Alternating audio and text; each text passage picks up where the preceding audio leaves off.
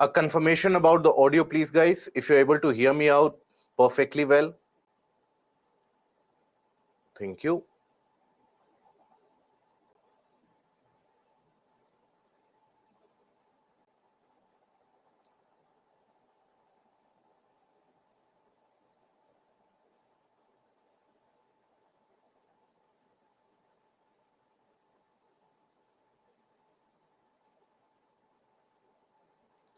So now we come over to the portion of thunder and lightning. Why do we experience that?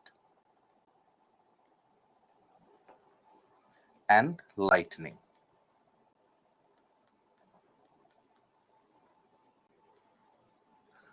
Why is that experienced in various different places and for various different reasons? Why is it that we experience thunder and lightning events to take place? So basically, if you will observe that when we talk about the cloud formation or the presence of any cloud, now a cloud in general is made up of many different particles. Okay? A cloud in general is made up of various different particles. And here you have to understand that all these particles, whenever the particles end up rubbing against each other, they tend to develop a kind of a charge. Whenever the particles, they move against each other or they will rub against each other, they will develop a kind of a charge. Now here, when the particles, they develop a charge, there will be different charge which will develop.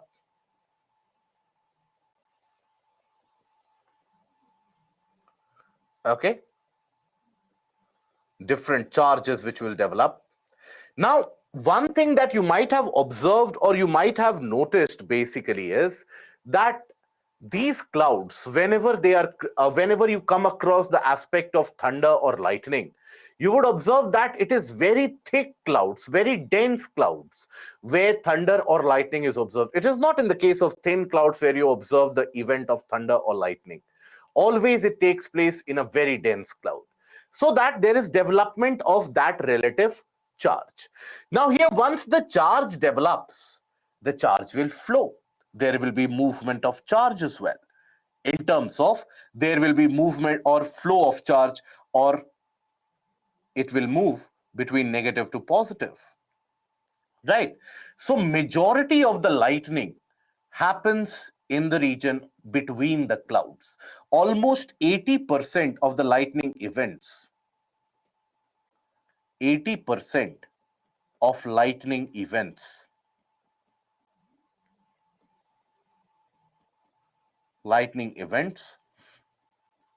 occur between the clouds themselves.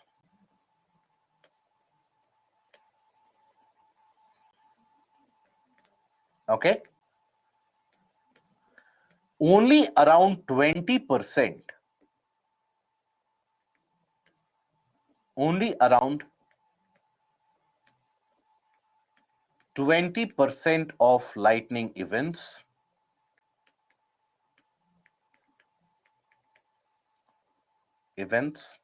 occur between clouds and the ground surface.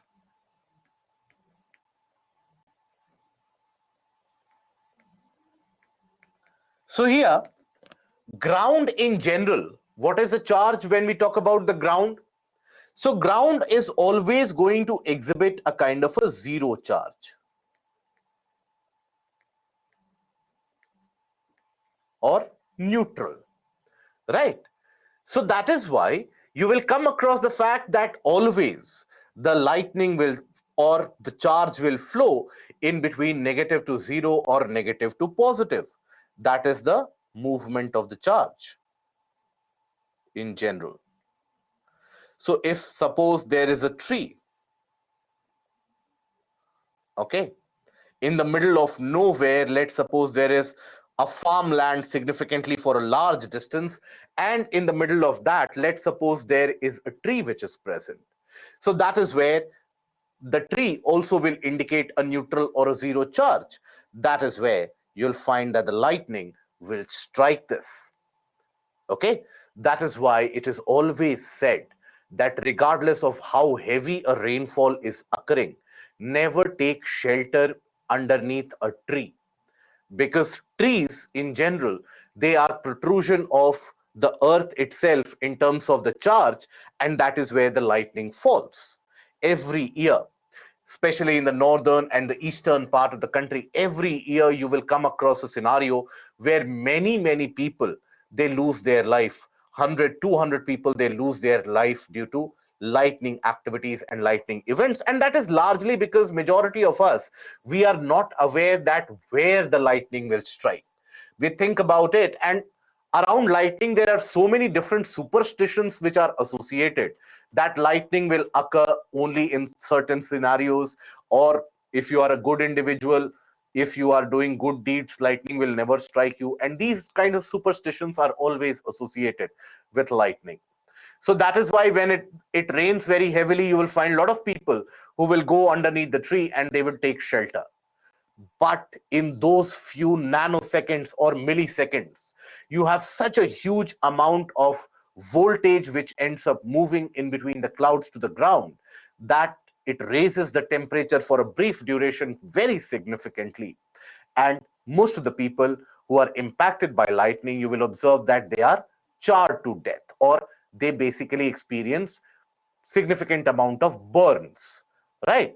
Because very high amount of electricity passes in a very short time duration.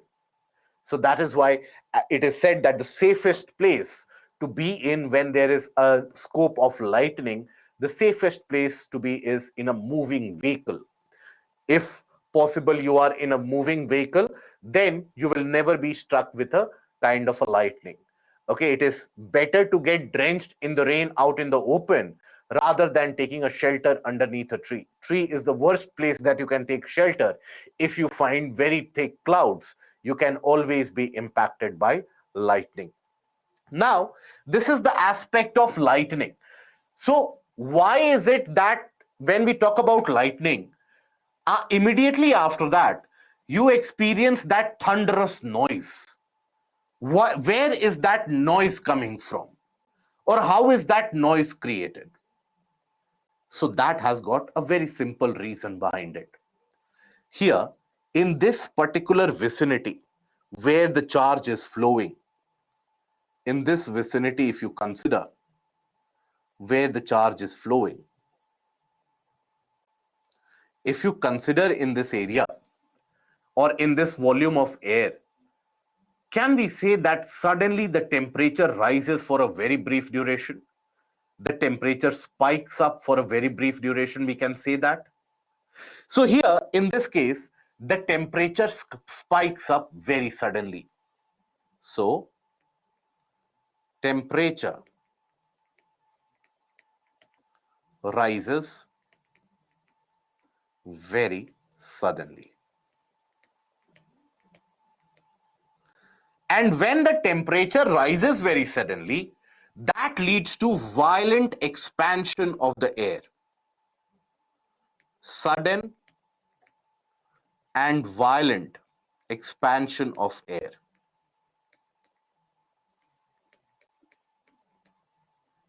Expansion of air.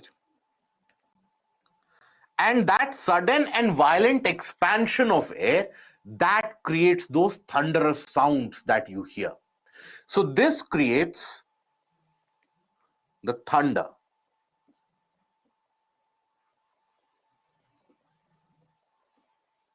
Okay, so that is why when the lightning strikes, it is always associated with a thunderous noise or a thunderous sound which accompanies it. That is the aspect of thunder and lightning. It will only happen when you have the clouds which have significant amount of vertical growth, significant amount of vertical development. If it is experienced only in those areas, you will experience thunder and lightning events to take place. So it will always end up occurs only in those clouds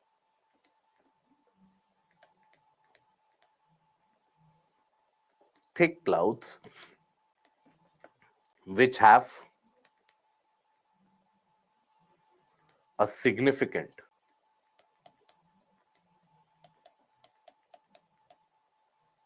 vertical development.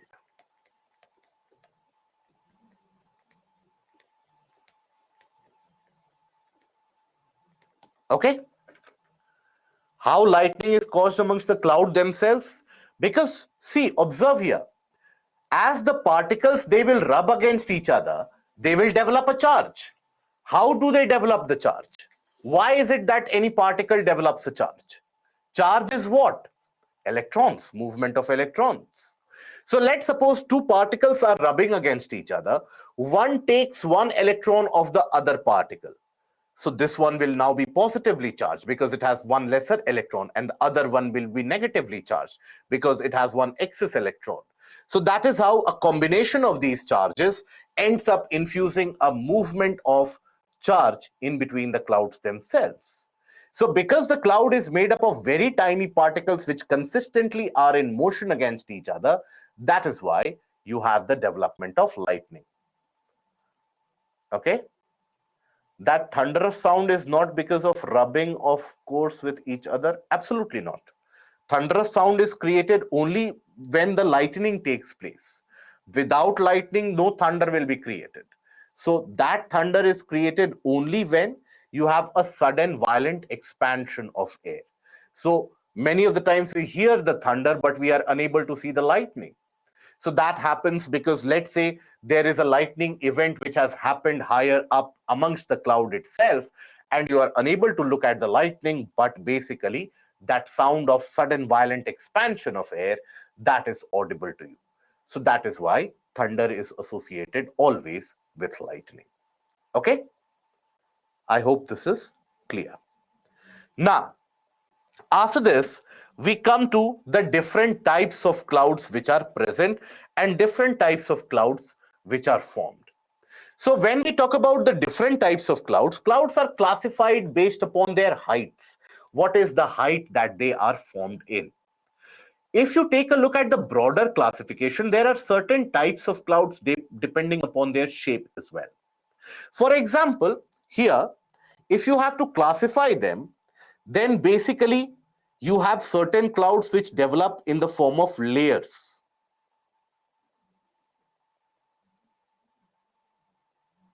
You will observe it develops in a kind of a layered format. So when it develops a kind of a layer, that cloud type is referred to as stratus. Stratus derived from the term strata, which means layer. Sometimes the clouds develop in an accumulated fashion, like heaps of cotton balls almost. This is what is referred to as cumulus. This is what is referred to as cumulus clouds. Okay? And then sometimes you will observe that there is a combination of these two as well. So you have a cloud type which has got a combination of a layered format as well as an accumulation. So that cloud will be referred to as stratocumulus.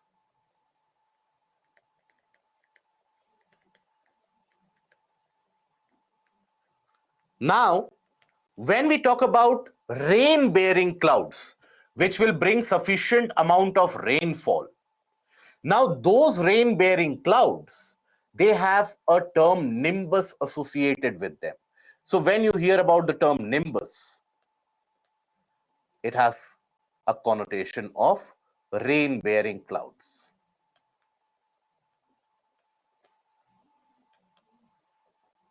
Not all the clouds will bring rainfall. Because you would also have observed sometimes in very high altitude, there is a presence of cloud, but it does not bring rainfall, right? So that is where you have to understand that not all the clouds have the capacity to bring rainfall. Only few cloud types, they are able to bring rainfall. So here you have certain clouds where you attach the term nimbus. That will bring rainfall. So overall here you can see there are 10 different cloud types. Obviously, if you try to learn them, you will miss out one or the other. So apply your logic here. So high altitude clouds, when you refer to high altitude clouds, there you attach the term cirrus or cirro. So if in higher altitude you have the formation of stratus clouds, then they will be referred to as cirrostratus. If at high altitude you have cumulus clouds, cirrocumulus. If in high altitude you have random presence of clouds, very tiny and thin presence, that will be cirrus. Then the middle altitude cloud. Now these high altitude clouds, they rarely will bring you rainfall. In most of the cases, by the time that the raindrops will fall, now the distance is so much that before reaching the ground surface only, these tiny raindrops, they will evaporate back again. So they rarely bring you rainfall. And so is the case with even mid-level clouds. Even mid-level clouds, they will rarely bring any kind of rainfall here. So mid-level clouds, here you attach the term alto. So if it is cumulus clouds formed at middle altitude, alto cumulus. If it is stratus cloud formed at middle altitude, alto stratus. So that is basically mid altitude. And then low altitude, cumulus, stratus, and a combination of these two, stratocumulus. And you have two cloud types which spread across multiple different layers. And those are cumulonimbus and nimbostratus. These two, basically, they bring very heavy rainfall. Bring very heavy rainfall. Let's take a look at few of the cloud types in general and let us try to understand their features thereby. So for example, here you have a schematic representation. Observe that when we talk about these high altitude clouds, now these high altitude clouds formed at a distance of around 6 to 10 kilometers, 12 kilometers above the surface. So you can have cirrus if it is formed in cumulation, cirrocumulus if it is formed in layered format, cirrostratus. In the middle altitude, altocumulus, altostratus. In the low altitude, cumulus, stratus, or stratocumulus. And then, if you have the stratus, which is spread across significant thickness and spread across multiple layers, nimbostratus. If you have cumulus, which is spread across multiple layers, cumulonimbus. So cumulonimbus, for example, it has a spread or a thickness oftentimes spanning multiple kilometers. It has got a thickness of multiple different kilometers in terms of cumulus clouds. So here, if you take a look at it, cirrus clouds. Now these cirrus clouds overall, this is the appearance. Most of us would have seen these cloud formations. Now these cloud formations, when they occur, here they rarely or they never will bring you rainfall because they don't have enough water vapor or enough liquid water or even ice particles which are present. They are very, very thin and wispy and feathery in appearance. And sometimes even if the tiny droplets they start falling, they will re-evaporate before reaching the ground surface itself. So here that is the aspect of the cirrus clouds. Okay, very high altitude. So feathery, wispy formations made up of very minute ice particles and they light up. So basically, you will find that high up in the sky, sometimes you will find that the clouds, they appear orangish or reddish in general.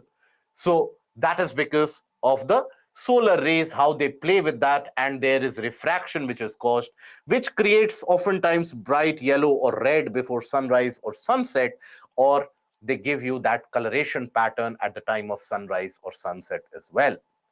These will rarely bring rainfall. Rarely bring rainfall.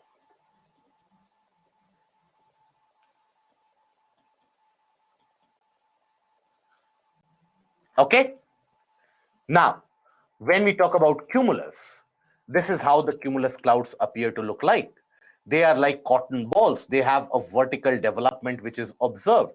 Now, mostly wherever the cloud formation is happening due to, let's say, evaporation activities.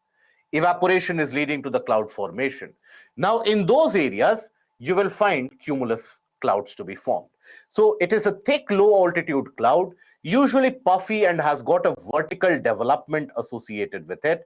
Looks like heap of cotton in general, and is found everywhere almost across the world other than the polar areas, because in polar areas, evaporation is something which is significantly absent in the polar regions. Then you have the stratus. Stratus clouds, they are spread over a large area in a kind of a thin shape. So many of the times you would have come across the clouds which don't appear very dark, but they give you a kind of a grayish appearance or a brightish appearance. Now, these clouds, when you see, understand that these will never cause heavy rainfall. These clouds, when you take a look into, that are brightish, particularly brightish, and you see the entire sky covered with it, but blue sky won't be visible, but it is significantly brighter. At max, what they will bring you is a drizzle or very light rainfall, which is continuing for a very long term and a long duration. That is what is the stratus cloud.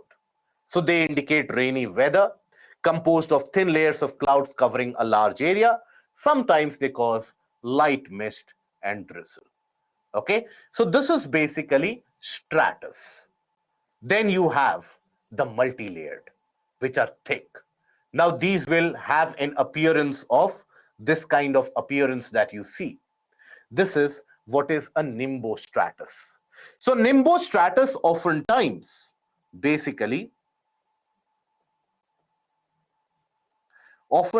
nimbostratus that you observe, they will have development, and even within them they can contain cumulus clouds themselves, and this is spread over a larger area. Now, if you look up into the sky from this region, this cloud will appear absolutely dark, blackish, because the light is completely stopped by them. But in these areas, the cloud will appear slightly brighter in general, because some amount of light is able to penetrate. Now, when you come across nimbostratus clouds, these will never bring very heavy rainfall, but you would have come across instances where it has started raining. It is not very heavy. It has started raining, let's say at 2 p.m. or 3 p.m. in the afternoon, and it continues to rain till 8 p.m., 9 p.m., 10 p.m. in the night. Many of the times you would have come across that situation. That is carried out by nimbostratus. So they are multi-layered clouds. They are low-level clouds in general. Now they can bring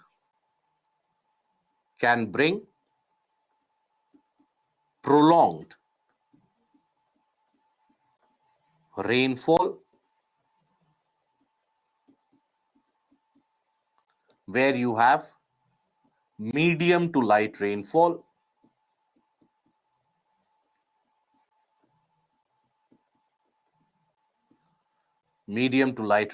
which is observed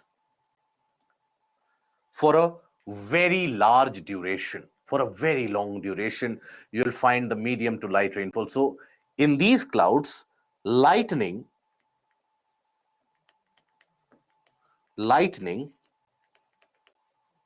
can be observed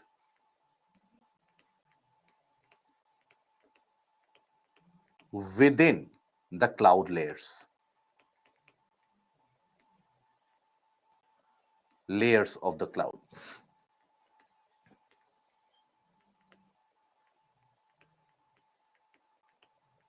Within the layers of the cloud itself. So many of the times you would see that the region is covered with the patches of black, patches of gray, patches of whitish cloud.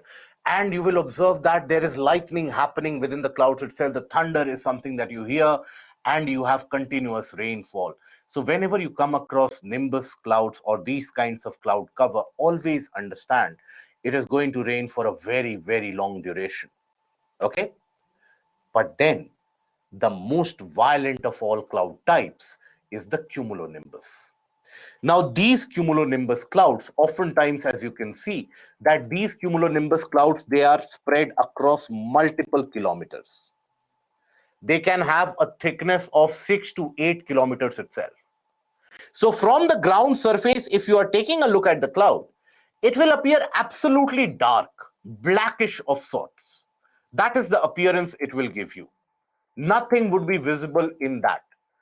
Now, these clouds, when they are formed, it will develop a lot of charge because the particles will be consistently rubbing against each other. And that is when definitely lightning will strike along with very heavy rainfall. Very heavy rainfall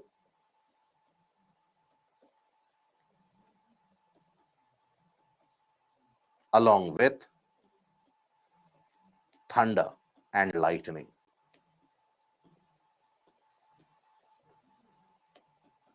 But it will not rain generally for a very long duration. That heavy rainfall generally will last maybe for a couple of hours, and then there will be some amount of respite, maybe for 20-30 minutes or 1 hour or a couple of hours before the next bout of rain comes. So again, whenever you come across this kind of a cloud type, always better to take shelter somewhere.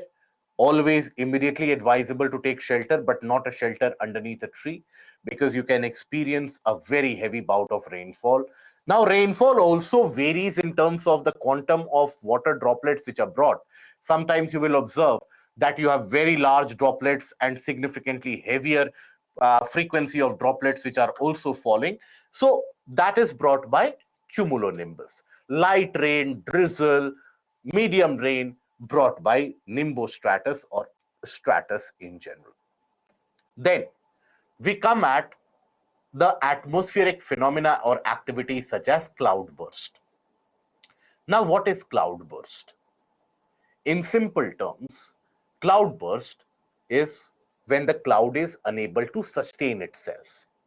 When the cloud is unable to hold the moisture that it has or the various particles that it has, then suddenly the cloud will give way, and the entire material which is present, the entire content that it has, will be dropped on the ground surface.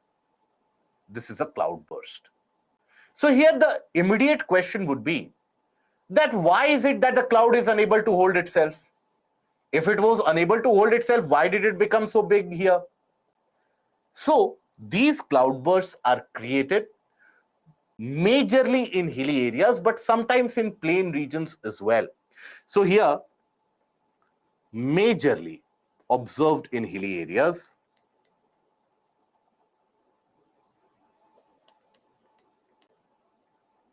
observed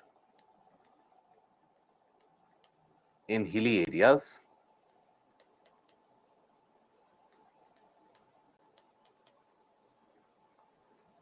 sometimes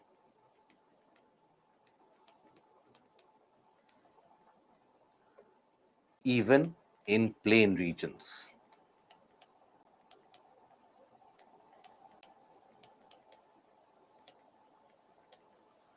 Now, why does that happen? That happens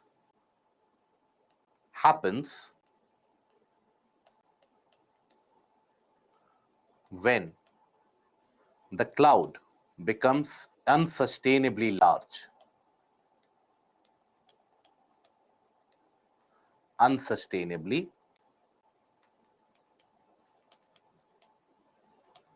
large and is unable to hold itself together. Now, how is it that it will become unsustainably large, or when is it that it will become unsustainably large? So let's consider the conditions. Let's suppose in a hilly area, hilly region, let's suppose, or a mountainous area. Cloudburst events in India, where do you experience greater frequency of cloudbursts? Generally, you will experience it across the Himalayan region, the southern face of the Himalayas, Uttarakhand, Himachal Pradesh, Sikkim, Arunachal Pradesh. Other than that, some part of Western Ghats, but majorly in the region of Uttarakhand and Himachal Pradesh, you'll observe a lot of frequent cloudburst activities. For example, the very infamous Kedarnath disaster which happened, which claimed more than 30,000 lives. Now, that was initiated because of a cloudburst which happened there. So how does it happen? How does or why does the cloudburst happen? So here, think about it. Suppose this is the mountainous area, let's suppose. Now, in this case, as the winds will move,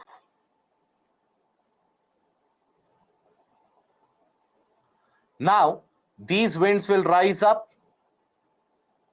As they rise up, they will cool down, they will condense, and they will lead to the formation of the clouds. But more winds are coming in, more moisture-laden winds are coming in. Means what? These winds, not only will they keep the cloud afloat, but the more winds they are coming in, they will also undergo condensation. So the cloud grows in size. Then what? Much more winds are going to come in, because it is a continuous motion. It is not as if one wind has, or one parcel of air has gone as a wind and the rest of them, they have moved somewhere else. Continuous motion of wind. So these will not only keep the cloud afloat, these will also slowly and steadily increase the size of the cloud itself. The cloud keeps on getting larger and larger in size. Eventually, let's suppose, for even a brief duration of few hours, maybe 12 hours, maybe 5 hours, maybe 10 hours, even for a brief duration, let's suppose that these winds, they go absent. Now what will happen? Now there is no force keeping the cloud afloat. Now the cloud cannot stay afloat. So everything which was there, it will immediately drop. And that is when you have an event of cloud burst. Every material that is carried, that drops. In the sense, you have such huge and excessive amount of rainfall which will happen. As you can see, rainfall of 10 centimeter or more in an hour over a roughly 10 into 10 kilometer area. Right? In 1 hour, 10 centimeter of rainfall, which is very high. So always, in majority of the cases, that sudden oversupply of water, that leads to sudden flooding of that region. Suddenly the rivers will start overflooding. And that is what is referred to as flash flood. Cause or causes flash flood.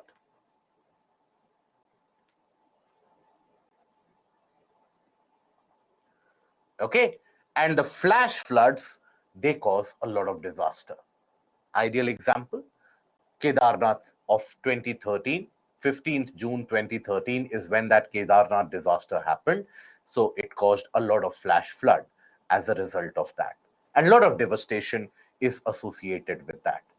Okay, so that is basically the event of a cloudburst in general.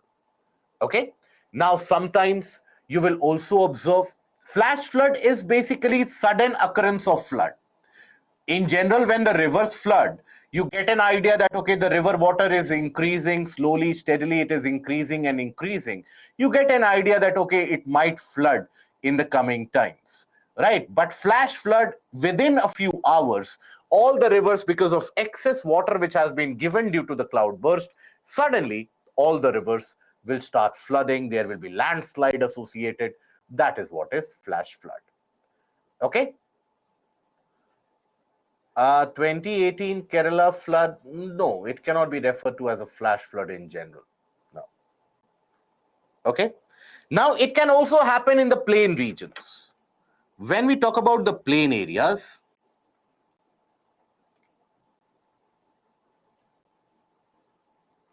plain regions,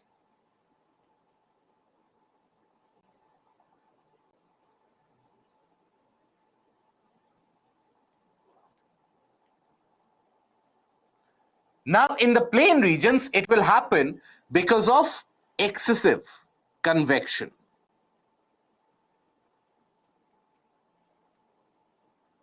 Convection, where, let's say, a significant low pressure is developed. A significant amount of low pressure, let's suppose, is developed.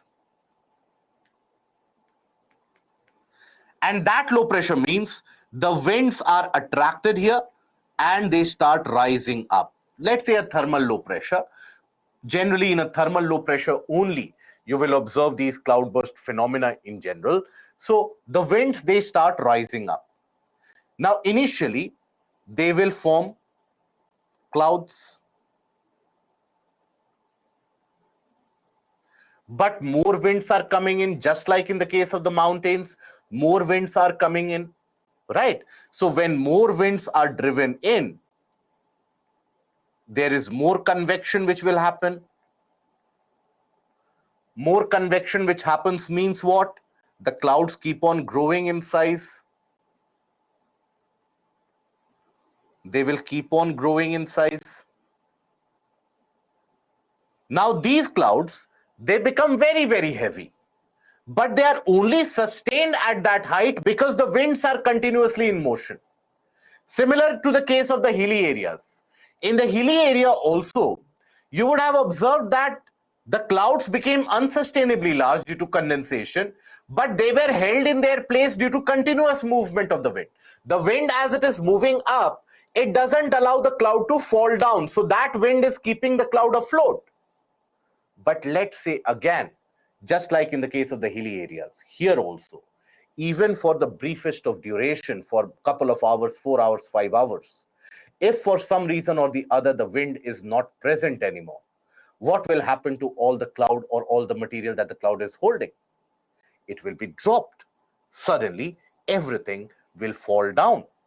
And that is cloud burst. So cloud burst event, if you have to basically dissect that, it always happens when you have continuous development of cloud due to continuous movement of wind in one region.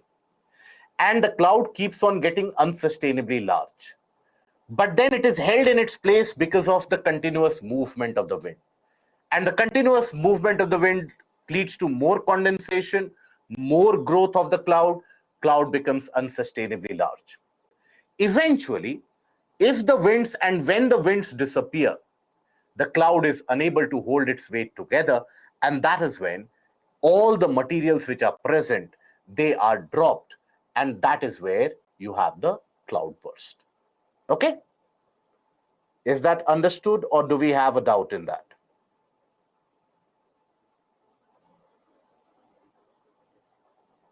Understood?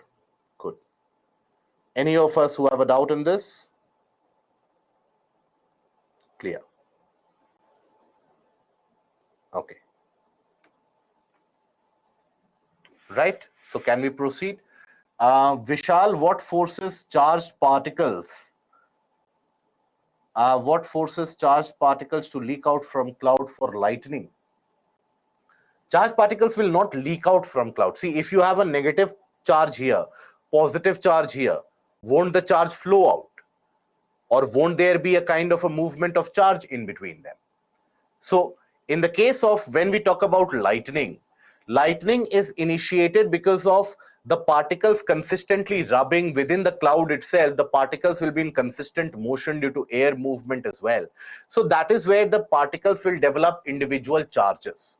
That is where, if let's say you have a pocket of positive charge in the cloud, a pocket of negative charge, the charge will flow from negative to positive or negative to zero. Negative to zero is from cloud to the ground.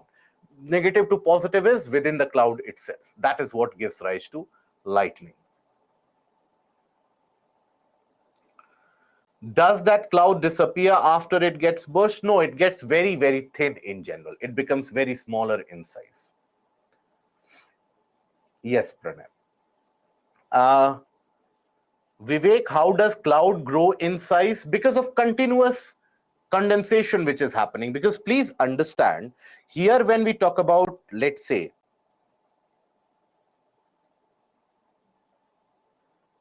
the cloudburst phenomena, understand that the winds which are moving, these winds will rise up.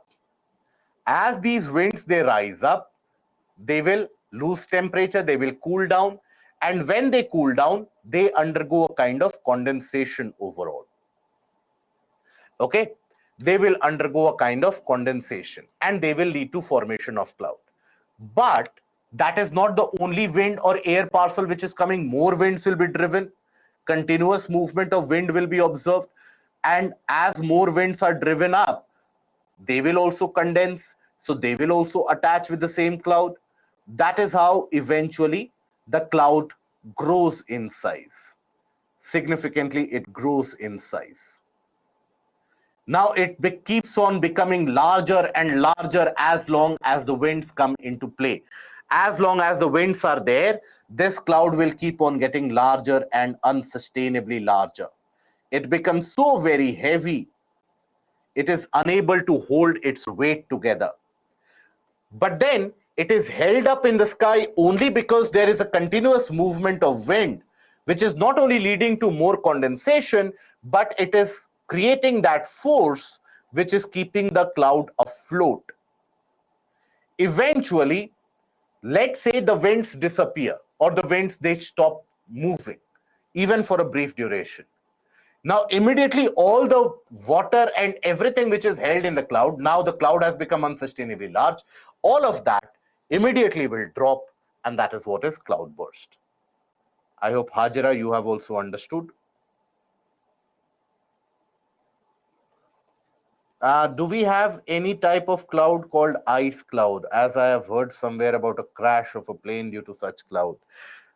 See, many of the times when the plane moves, when the airplane moves, sometimes it also happens that lightning strikes the plane, but you don't have any cloud which is made out of pure solid. It is something that you hear in terms of mystery novels and in terms of television series and movies. You come across these factors a lot, that you had an ice cloud over Bermuda Triangle, and that is where the plane struck and you had a time travel or something like that. But in general, the cloud will contain of ice particles as well, small ice particles, small liquid droplets as well. That is why if you travel in an airplane through the cloud, you will observe that there is a slight clinkering sound as the plane travels through the cloud.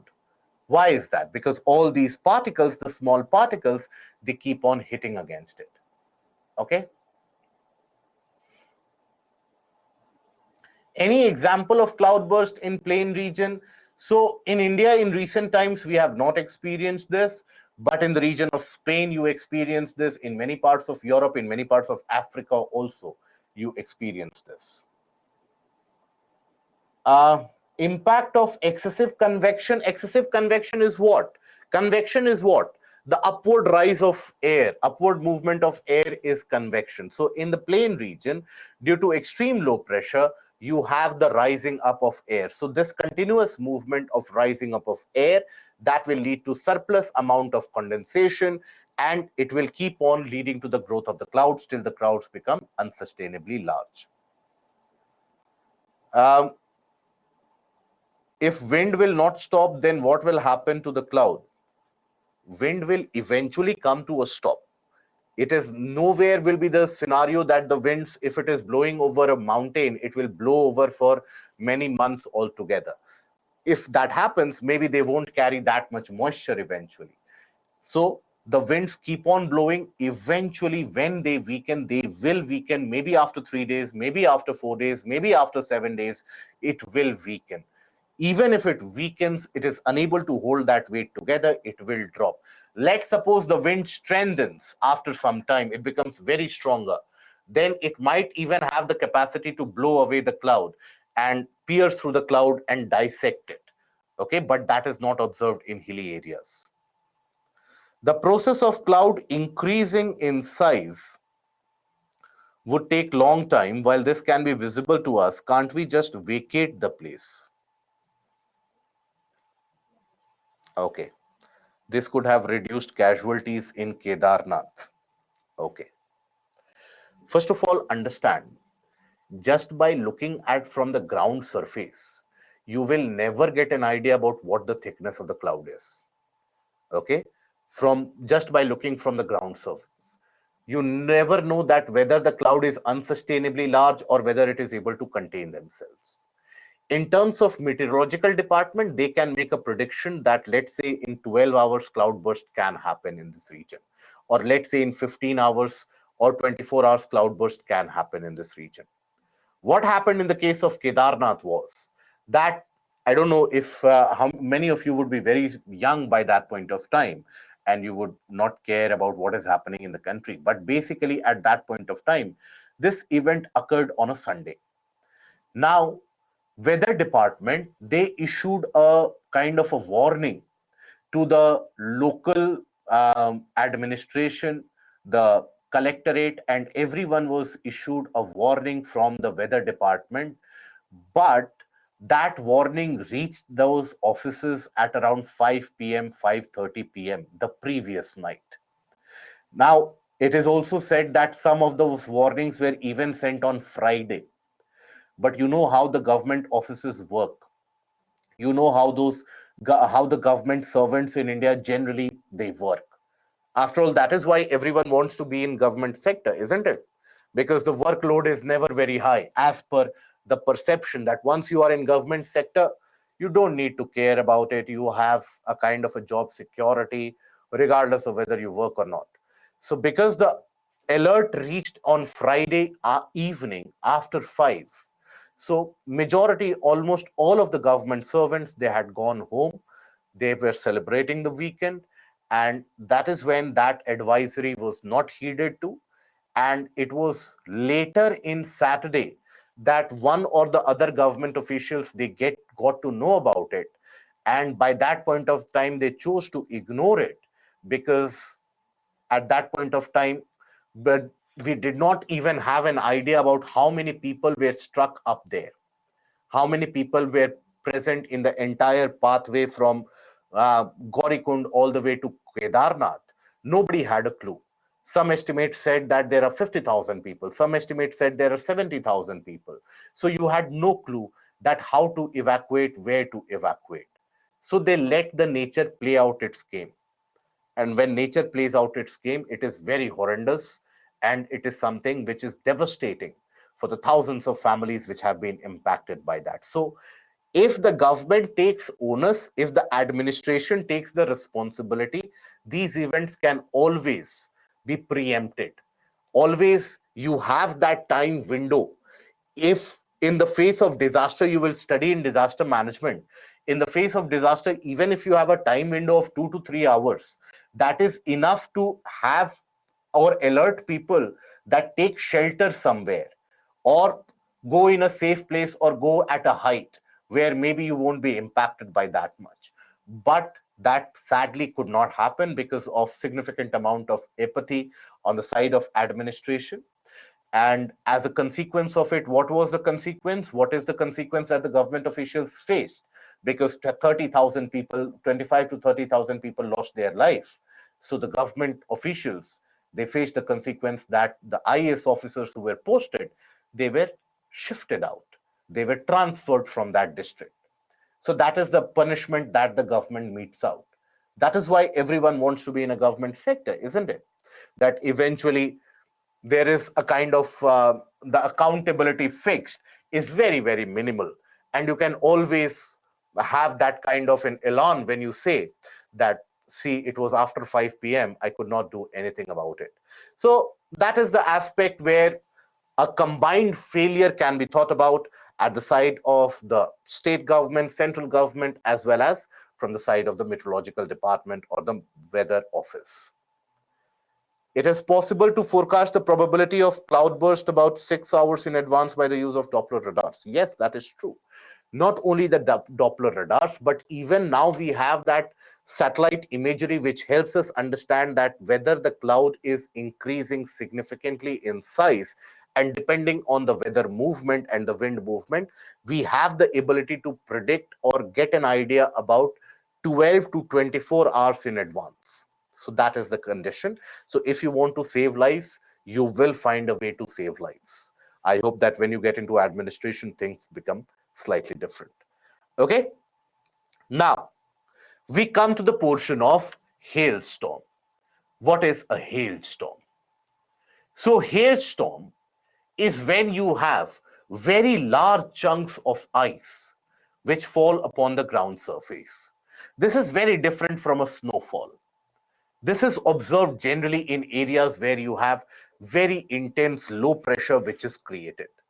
And that intense low pressure can be a result of excessive heating or certain other factors as well.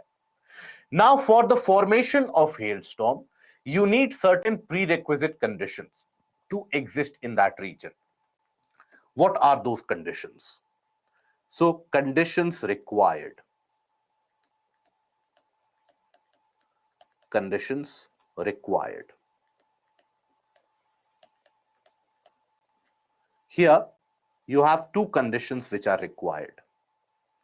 First condition is the condition of cumulonimbus cloud should be present. Cumulonimbus clouds. And the second condition which is required is very strong vertical movement of air. Now, this vertical movement of air is what is also referred to as updraft. Now, when is it that you will experience strong vertical movement of the air? That is experienced when you have very intense low pressure on the ground. Generally, you would also have experienced, I'm sure most of you would have experienced hailstorm at some or the other point in your life. And when you would have experienced that hailstorm, you would basically have observed, if you would have observed, if not, this is the season for hailstorms, May, June, early part of June, and then later on in the month of October also. So here you get a lot of hailstorms across the country, whichever part of the country you are in. In the month of May, there are probability of significant amount of hailstorms happening. So you would generally observe that this happens late in the afternoon, around 4, 5, 6 p.m., roughly around that point of time, or sometimes very early in the morning also. So why it happens, how it happens, let us understand. So here, let's suppose this is a region, right? Now, this is observed in almost all the areas, generally observed in the plain regions after prolonged heating. So generally observed after very prolonged heating, where you have a very intense low pressure. Very intense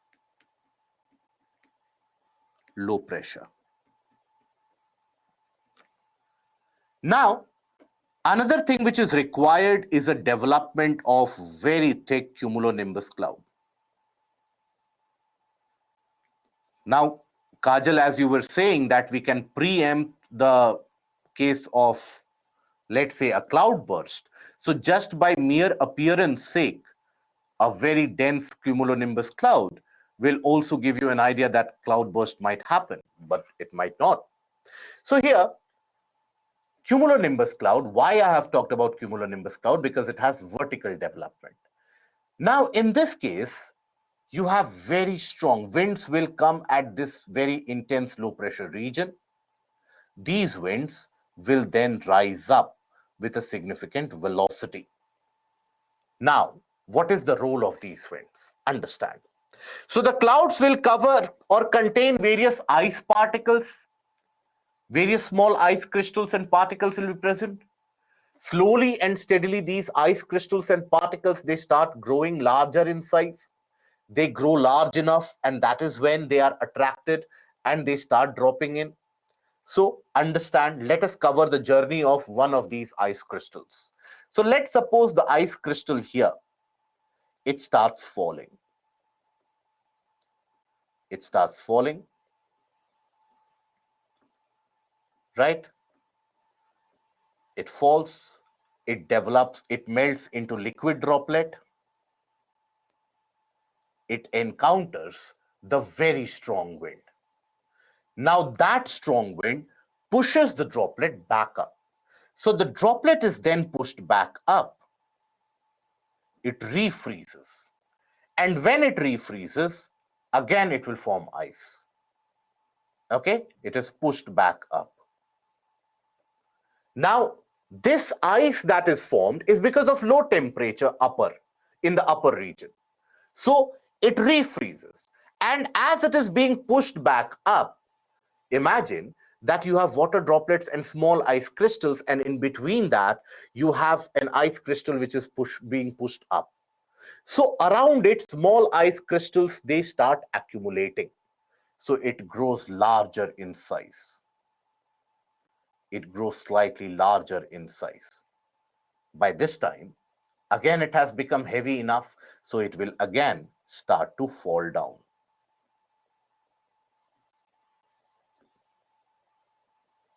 Now, this time as it is falling, it does not melt immediately.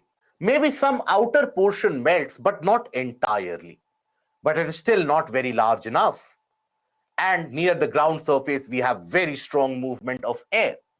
So in that case, again, the air, what it does is, it pushes it back up again.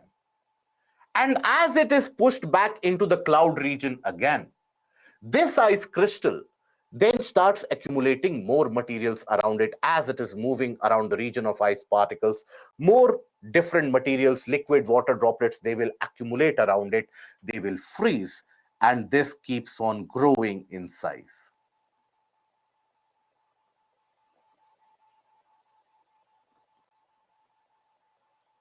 Now it is very significantly large. Now it will start dropping with a velocity because it has got mass, it has got significant weight, and even while falling, it will try to accumulate as much materials it gets in contact with. It drops. This time, it is so heavy that the wind's upward movement of wind can no longer hold it in its place. And that is when it drops. Now, while dropping, it will experience the high temperature near the ground surface. So some outer portion here that will start melting. But by that time, it has grown so significantly larger in size that it drops as chunks of ice on the ground. Oftentimes, these are large enough as golf balls. And when they strike or when they fall on a vehicle, they can very easily crack the windshield or cause damage to the vehicle as well. Hailstones have basically these individual ice particles. They are referred to as hailstones. Hailstones. So these hailstones, oftentimes every year, they claim significant amount of casualties in terms of people who die because that larger ball of ice, when it falls upon the head with a significant force, there is very little which can be done. immediately. Along with that, it causes significant amount of damage in the crop fields, amongst the cattle, amongst the animals as well. Now, this hailstorm, next time when it occurs in your region, observe. You would basically recall that just before the occurrence of these hailstorms, you would observe a very strong wind movement. A very strong wind movement. So for you, it might be appearing that the wind is moving horizontally, but the wind is moving to an area near you where you have that very intense low pressure. And it is in that area around you where the wind is finally converging and rising up. And that hailstone, basically, it rains along with the liquid rainfall. So that is why when you have these hailstones and hailstorm which occur, observe that there is such a strong wind movement that the water droplets, they sway here and there along with the wind. There is no consistent rainfall that you observe in the case of stratus or in the case of nimbostratus clouds. This is the event of hailstorm. Why it is caused? Because of repeated upward motion and repeated refreezing of that ice crystal. Why that repeated refreezing happens? Because of continuous upward motion due to vertical updraft of the wind. Why that vertical updraft of the wind happens? Because of very intense low pressure which develops on the ground surface. Is that understood? Can updraft happen in plains? Absolutely, yes. Hailstorm happens before an hour here in my village. Yes, so you would have observed this. And they destroy the crops, yeah. Hailstorm restricted to a small area. Generally, think about it, a portion of the city, right? For example, if it is occurring in Delhi, it will not impact the entire region of Delhi. Maybe some portion in the outskirts around Noida or in central Delhi, maybe. If let's say in Hyderabad, so some portion of Hyderabad, not the entire city of Hyderabad. So it is not spread over the entire city, some portions of it. Okay. When collision happens, generate energy size increases. Yes, slowly and steadily. That is how, as the ice particles they travel upward, they keep on accumulating more materials along with it as it rises upwards. Okay. Now, let's take a look at one of the questions. Which of the following statements is correct? Cirrus clouds are composed of ice crystals. Cirrus clouds have a flat base and appear as rising domes. Cirrus clouds are white and thin and form delicate patches, or cumulus clouds are white and thin and form delicate patches and give a fibrous and feathery appearance. Cumulus clouds are classified as high clouds. Which of them are correct?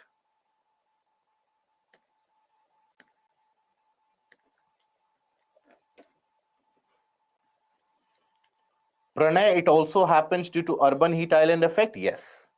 It also happens due to traveling low pressure systems, Pranay. For example, when we will study western disturbance.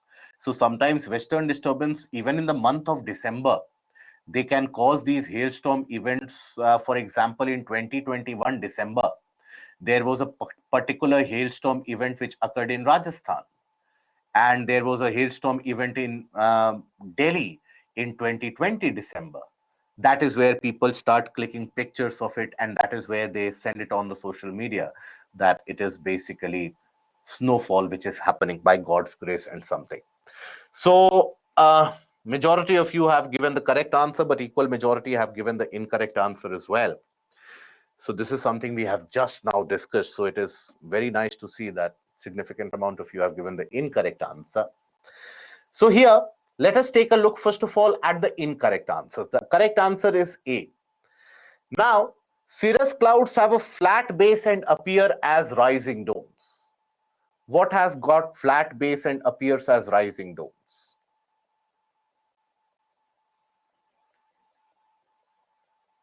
Which cloud type will be this, which has got a flat base and a rising dome? This is stratocumulus.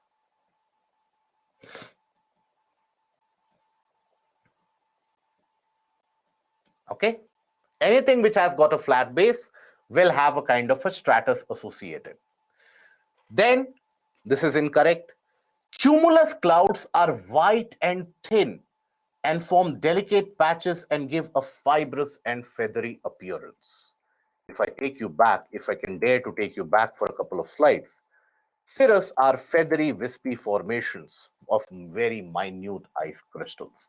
So it is the cirrus clouds which have the feathery, wispy appearance. Cumulus clouds, they are accumulations in general. Okay, so this is also incorrect. Cumulus clouds are classified as high clouds. Incorrect. These are low level clouds. Okay. Now, after this, we come to the various different types of rainfall. Before this, do we need to take a break or can we carry out till the end of the session? If we need to take a break, right now is the time to take a break, or we carry on till the end. Kindly let me know. Immediately.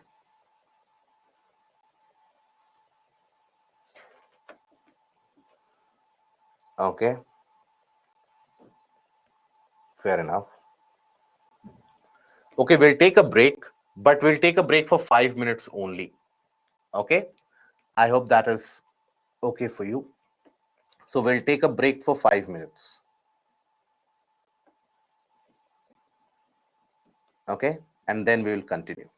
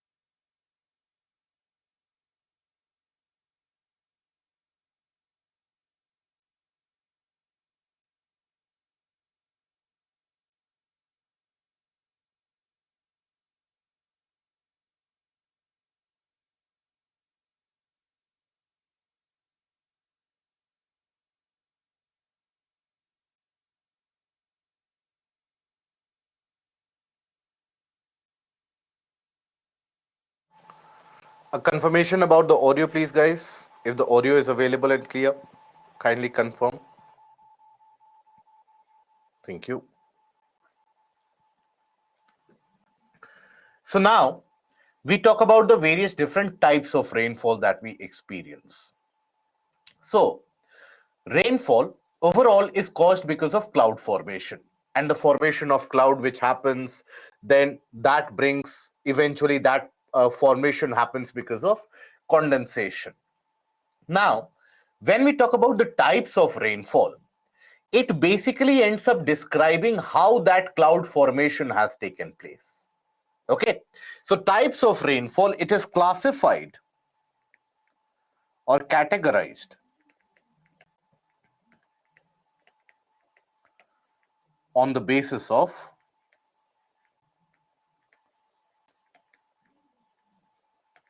how the cloud formation has taken place, or how the cloud formation has occurred. Now, cloud formation can occur because of various factors and because of various conditions. So accordingly, you have the convectional rainfall. When we say convectional rainfall, here you have the convectional movement of air which is at play. So here you have convectional movement of air, convectional movement of air. What is the convectional movement of air? When the air rises up due to heating, right? So rise of air due to heating in general. Rise of air due to heating.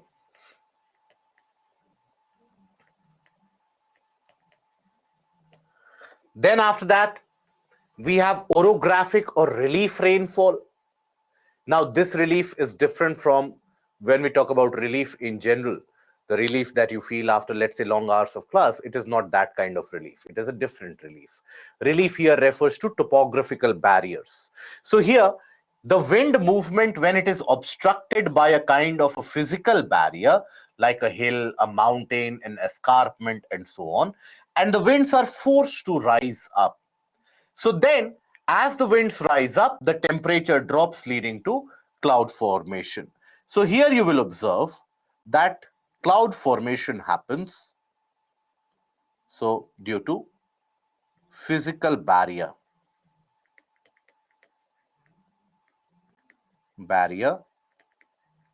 offered by the wind,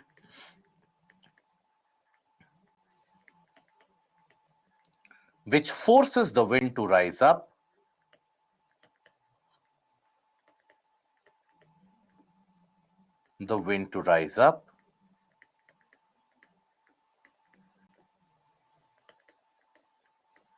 and undergo condensation.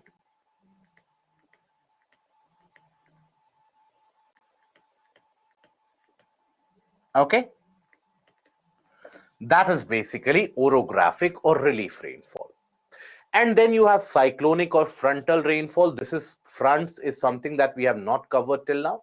But cyclonic or frontal rainfall is created generally when we talk about the cyclonic rainfall. This is created due to intense low pressure systems. For example, right now we have been discussing about an intense low pressure system developing over the region of Vidarbha in Maharashtra. So the rainfall that it is causing in the region of Vidarbha in Maharashtra, that is a kind of a cyclonic rainfall overall.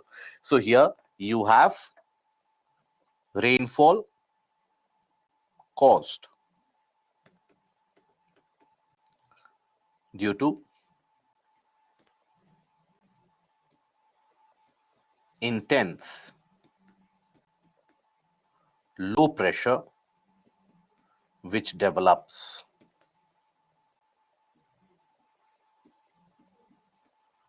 on the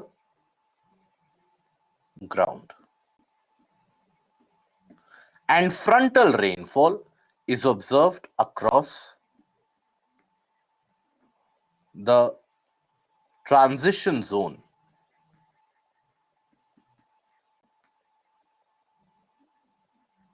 between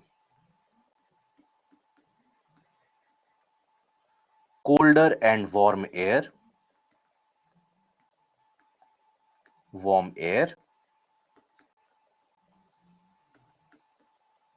where condensation happens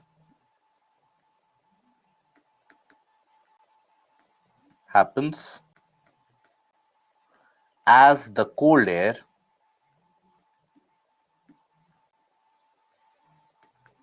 comes in contact with the warm air. Or rather, we can write it vice versa as well. As the warm air comes in contact with colder air.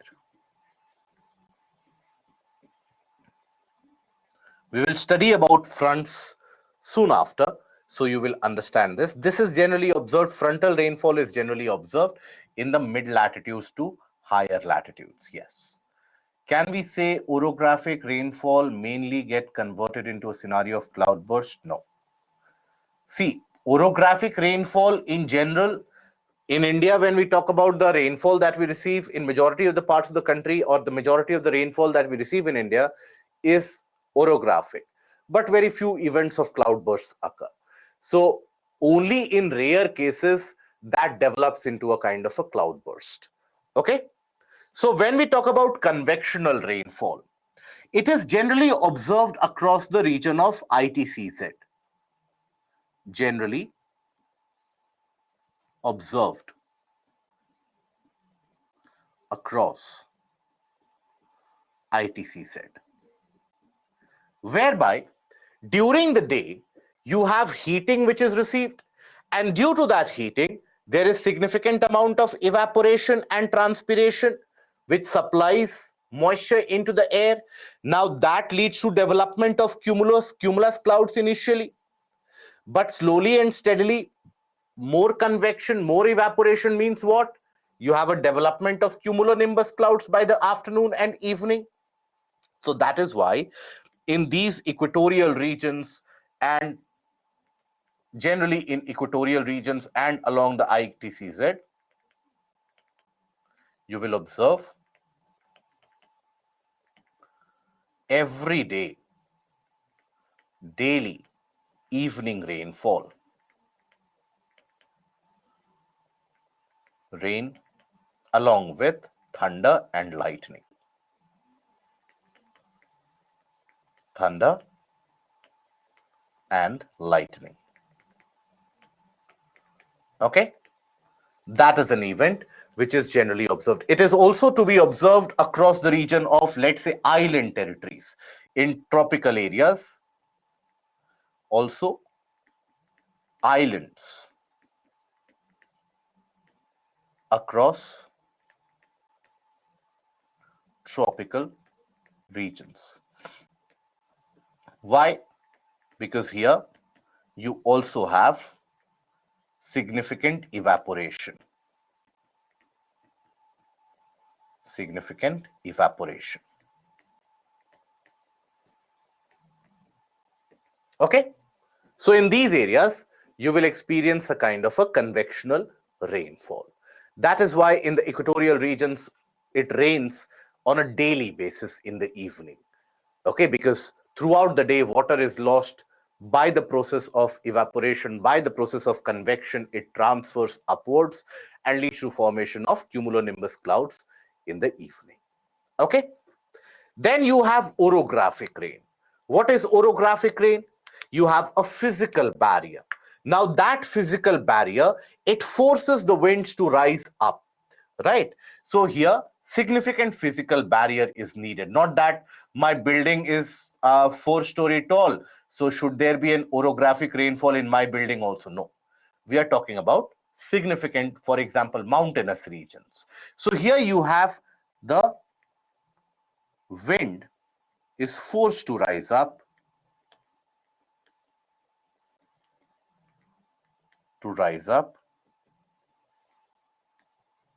due to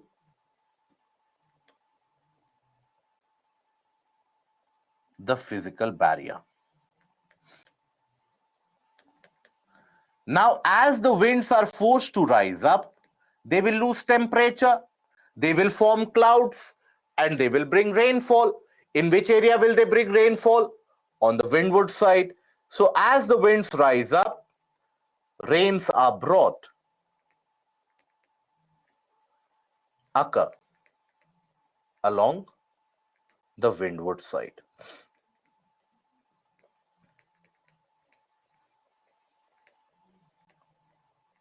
So, for example, if let's say you have a kind of a mountain and the winds are coming in, so it is a barrier to the wind. Where will the wind go? It has got no other place to go but to rise up, right? For example, if you consider the western coast of India, Western Ghats, now there when the winds come from the region of Arabian Sea, if I take you back to that image, so let's suppose you consider this particular area. Now as the winds they come from the region of the Arabian Sea, now suddenly they experience the escarpment in the form of Western Ghats. So the winds are forced to rise up and they cause immense amount of rainfall here. Similarly, when the winds come from the Bay of Bengal region, they strike the Himalayan mountains, they bring significant amount of rainfall in that portion as well. So that is how significant rainfall is brought as a result of this orographic effect overall. Okay. Then after that, you have the frontal rainfall. Now, whenever you have the cold air mass and the warm air parcel, when they interact with each other, that happens generally across the middle latitudes. So, frontal rainfall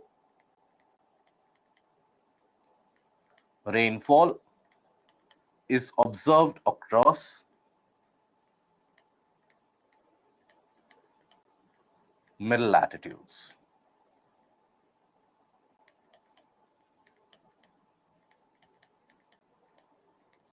And subpolar areas.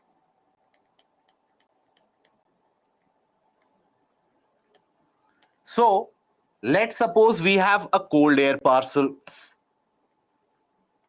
You have the presence of cold air,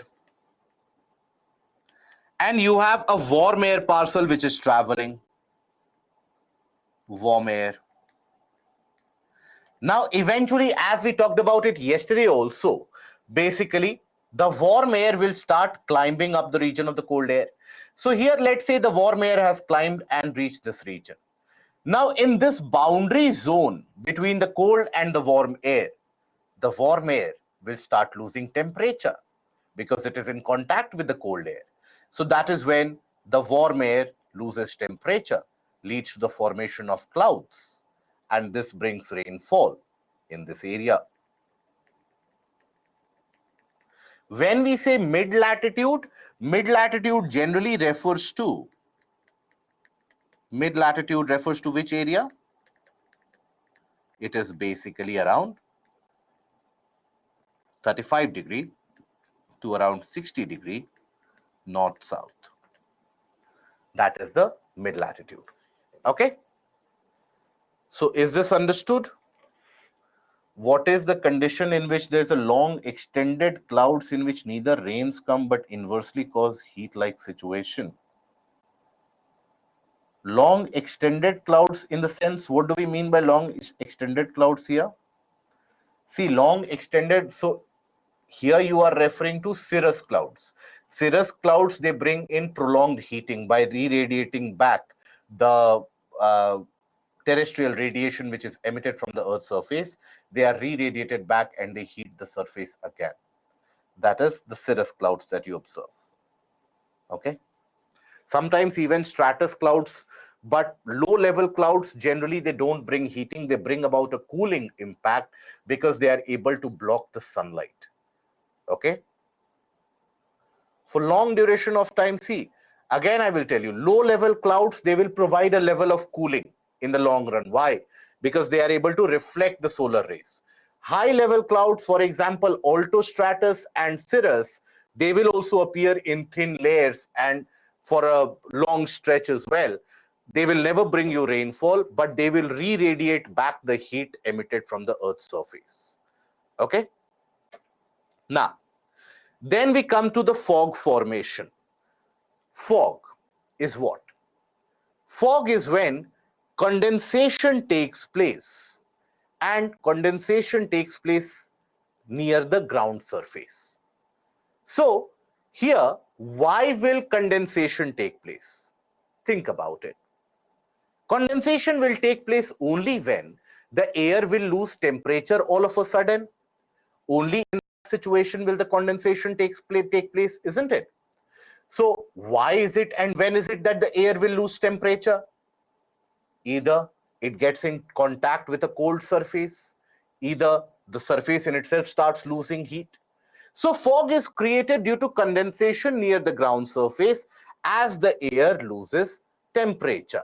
If you take a look at the definition of it, it is a cloud with a base very near to the ground surface or a cloud that touches the ground itself. Okay, but roughly, if you have to understand in simple terms, condensation takes place,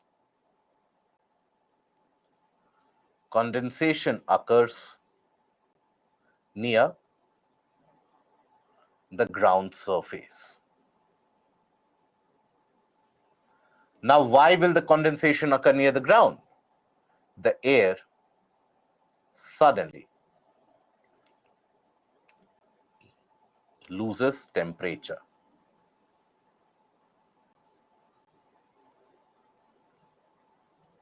Now, it can happen due to various reasons. Can happen due to multiple reasons.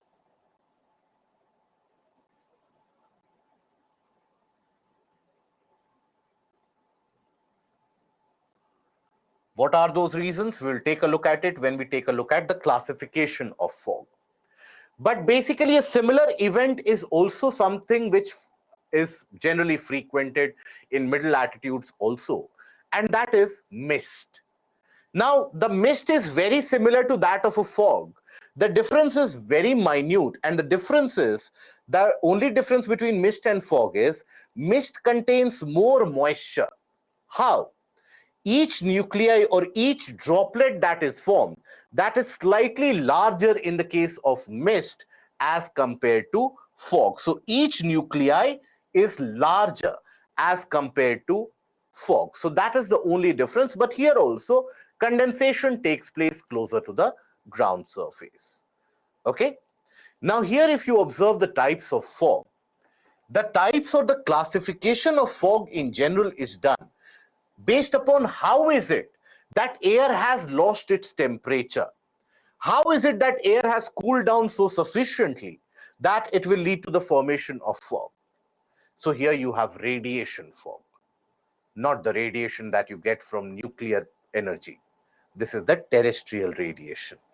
So when the surface becomes very cold all of a sudden due to terrestrial radiation, remember we talked about surface inversion? A similar principle is at play. Advection fog due to movement of air over the colder region. Then you have upslope fog as the air moves ever so slightly over a hilly region or a small incline. Then you have steam fog formed over water bodies early in the morning during the winter season. And then you have valley fog, very similar to the formation of valley inversion as well. So let us take a look at each one of them. Radiation fog. Generally, this is observed late at night, early in the morning in the areas where the ground loses heat. So the conditions required for the radiation fog is, first of all, long winter nights. Long winter nights. Now here, do you require the presence of clouds or not? What do you think? Do you think that you require the presence of clouds or not in this situation? No.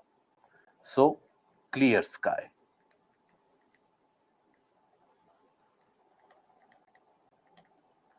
Okay? Lack of wind movement.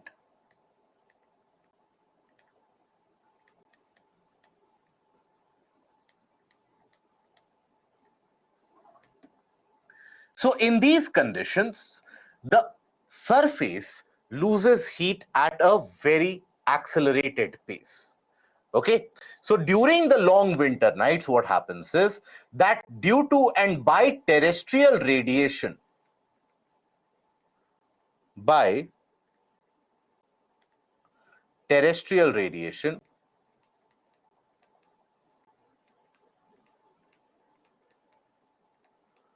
the surface loses heat continuously, right? So it loses heat continuously. Now the surface becomes very cold. When the surface becomes very cold, the air above it will also become sufficiently colder. The air above it will also become sufficiently colder, right? And when the air becomes sufficiently colder, then here there will be condensation. Condensation and cloud, or rather fog formation.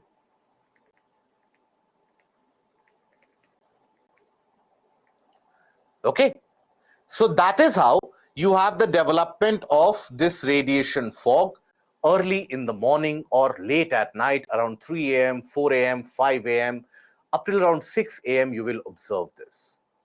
But then again, as the sun starts to shine, that sun will heat the ground surface first. As the ground surface starts getting heated up, it will heat up the regions above it. It will heat up the layers above it. And that is how slowly and steadily the fog starts dissipating from below. So, as the sun rises,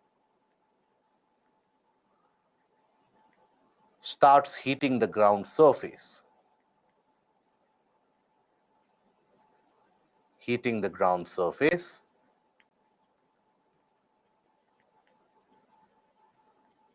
what happens? You have a situation where the air also heats up. And when the air heats up, what happens to the carrying capacity? Carrying capacity suddenly increases. And with the heating of air, air again becomes unsaturated. Becomes unsaturated. And this is what leads to dissipation of the fog. Dissipation of fog from ground upwards.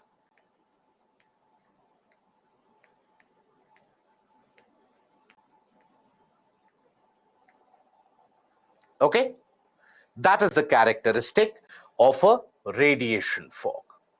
Then when we talk about advection fog, advection fog is what? Advection is the horizontal movement of wind, right?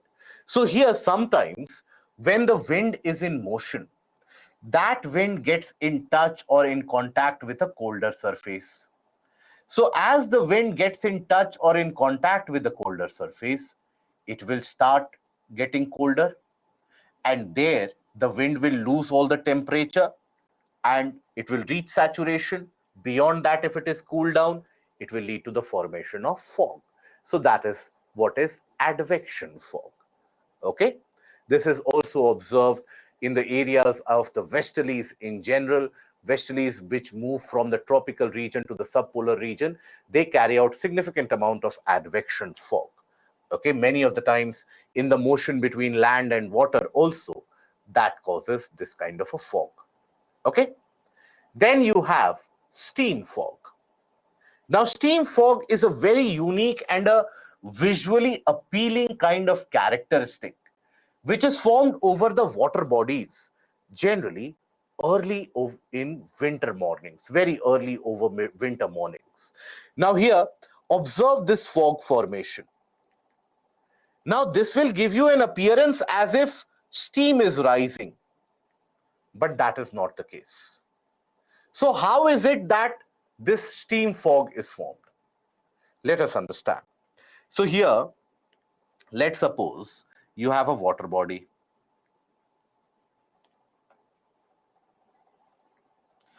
and you have a nearby land area as well.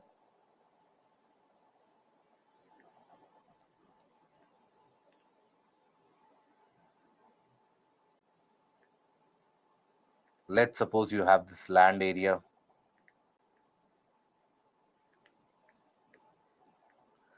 Now, early in the winter morning, obviously, land will be colder. This will be comparatively warmer.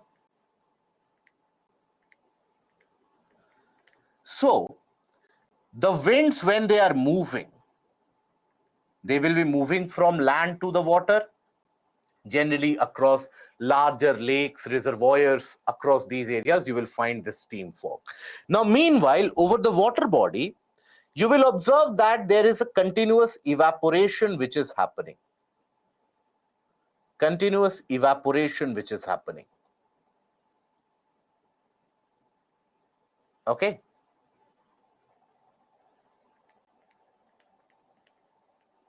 Continued evaporation. Now, this continued evaporation which happens, that means water vapor is present immediately above the water body. Now, here, this cold wind which is coming, that cold wind gets in contact with this water which is evaporating. And that is when all the water vapor which is present, that starts condensing immediately. So that is when you have the formation of steam fog which takes place. So when cold and dry air moves over warmer water, that is when you have condensation of the water vapor which appears like a rising steam. That is what is steam fog. Then after that, we have the upslope fog. Now, upslope fog, generally observed across small hills, not across large mountains, across small hilly areas with a kind of a slightly gentle incline. Now, there, the wind movement, if it is very slow, if it is fast enough, it will rise up and form clouds. But if it is slow, very slowly, the wind will be losing temperature, it will be condensing, and it will form a kind of a fog formation across the slope. Observe this. Observe this kind of a fog formation which happens. So here, upslope fog, generally observed across hilly areas, forms when winds blow air up a slope at a slow pace. At a very slow pace.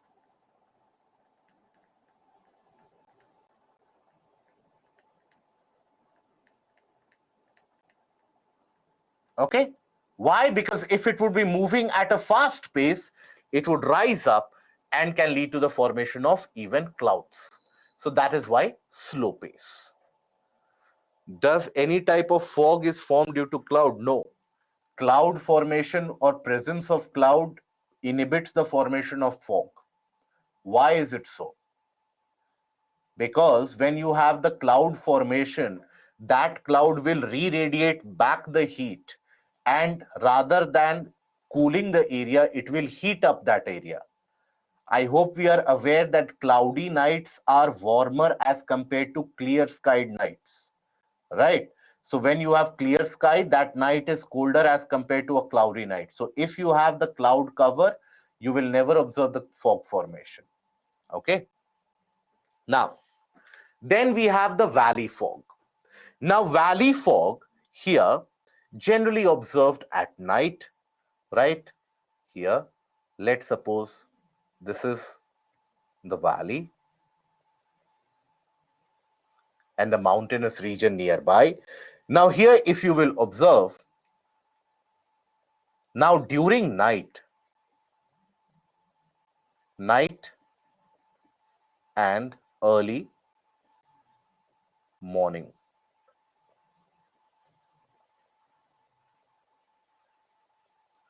So, here what you will come across is that at night time, the colder air will start sinking. We have seen the case of valley inversion. The colder air will start to sink.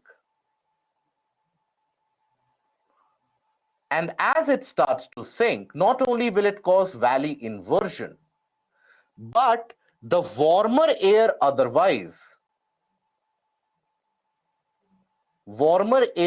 valley is uplifted and gets in touch with the colder air. Warmer air of the valley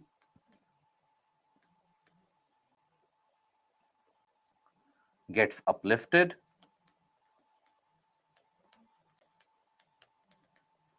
and loses temperature and undergoes condensation. This will make the entire valley almost appear invisible if you observe. You will not be able to see at the valley bottom early in the morning. Again, this will dissipate as the sun heats up the ground surface. So from lower up, again, it will be dissipated as the sun starts to shine. Okay, so that is the case of valley fog. Now we have certain questions that we shall be dealing with. So here we shall be starting with few questions. What causes the wind to deflect to the left in southern hemisphere?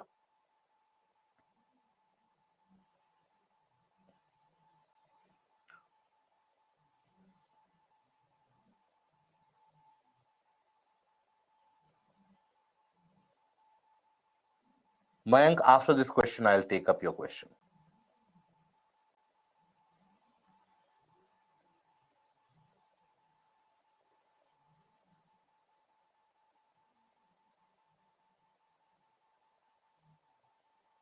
Good. So, why the winds will deflect to the left in southern hemisphere? Because rotation of Earth creates what?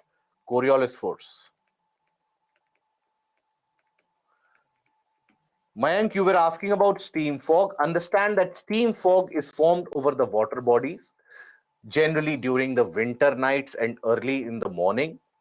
Now, we know that during night time, land is colder as compared to water because water takes a lot longer period of time to lose heat.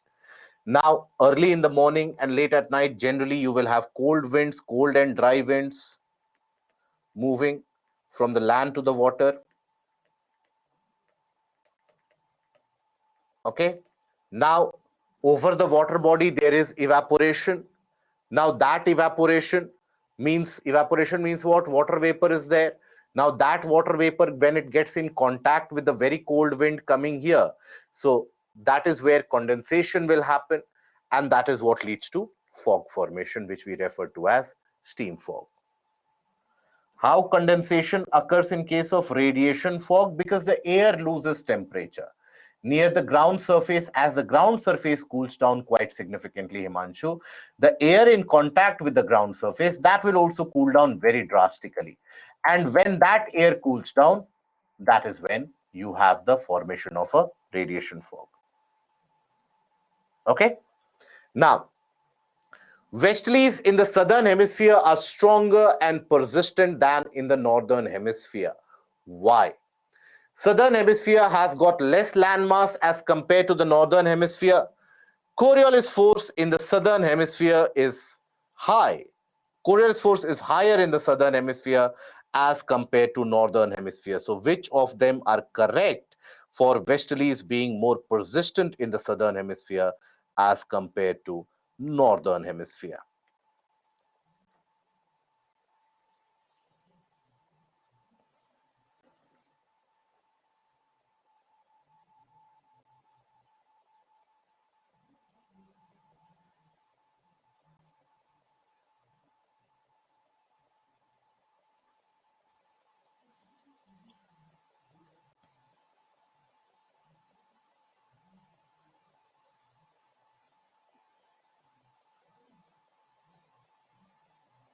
Very good.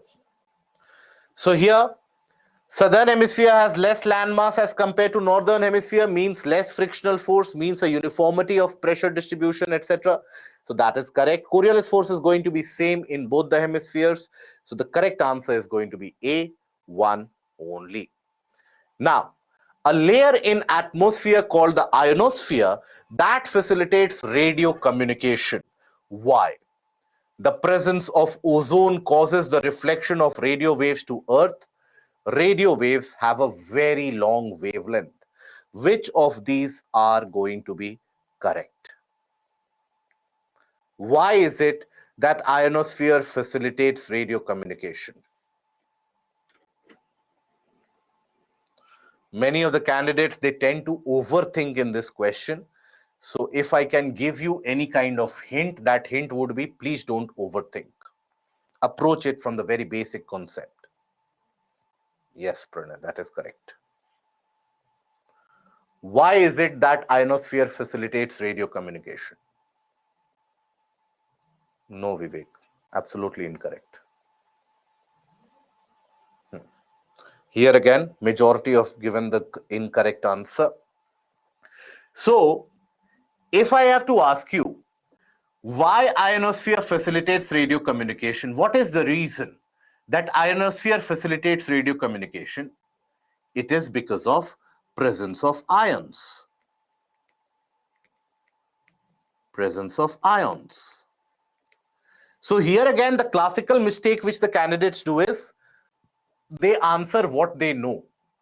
They don't answer what is asked in the exam or what is asked in the question. So the question is asking, what is the property of ionosphere? Why ionosphere facilitates radio communication? Now, presence of ozone causes the reflection of radio waves on Earth. Ozone is present in the region of stratosphere. We are talking about ionosphere beyond the region of mesosphere. This is incorrect. Radio waves have a very long wavelength. Is that the reason why ionosphere reflects it back?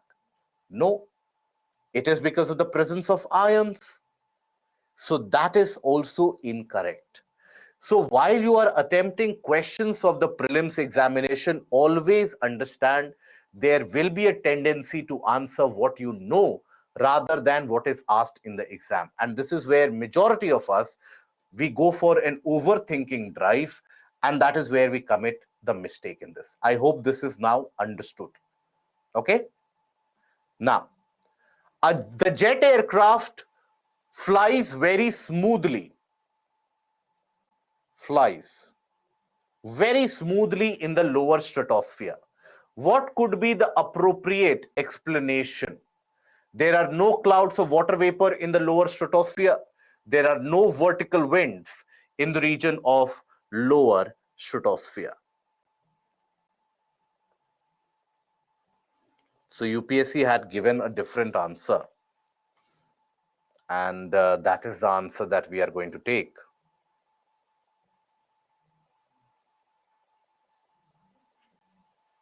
So, or rather, here, let's launch the poll again.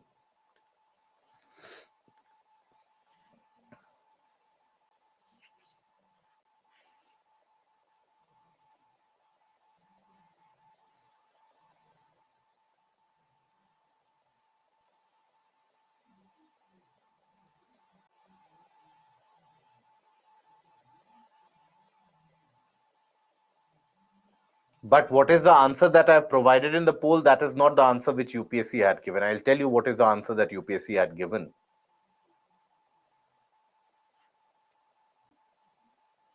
Okay. So here, basically, the correct answer in this case is there are no vertical winds in the lower stratosphere, as a result of which there is no significant amount of vertical updraft which happens, no turbulence which is experienced. Okay, there are some cloud formation and some water vapor that is to be found in the lower stratosphere. Subhash, 2 is in drept given. What is drept?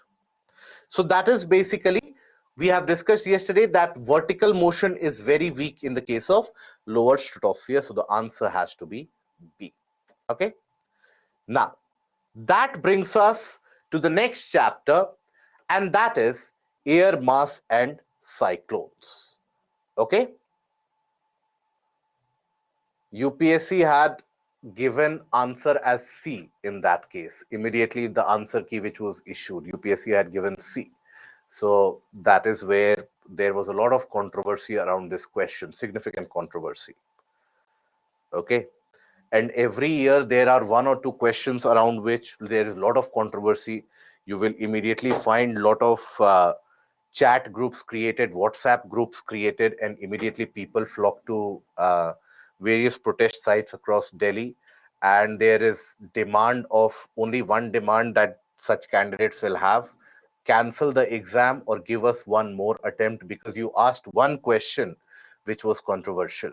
UPSC will never pay heed to any such demands or requests. So any of us present in the class, if we have that kind of a tendency or that kind of a habit, that if we put enough pressure, UPSC will give us one more attempt or one more exam, please get it clear right now that even if, let's say, UPSC comes across a scenario which never happens, even if there are 5 wrong questions in the prelims, UPSC will never conduct the exam again, because the UPSC's side of the argument is that we have given you 95 questions in order to get that correct. So don't cribble over those 5 questions. So I hope you also develop the kind of a maturity that you don't get boggled by one or the other question which is asked. You are able to look at the larger picture. Okay.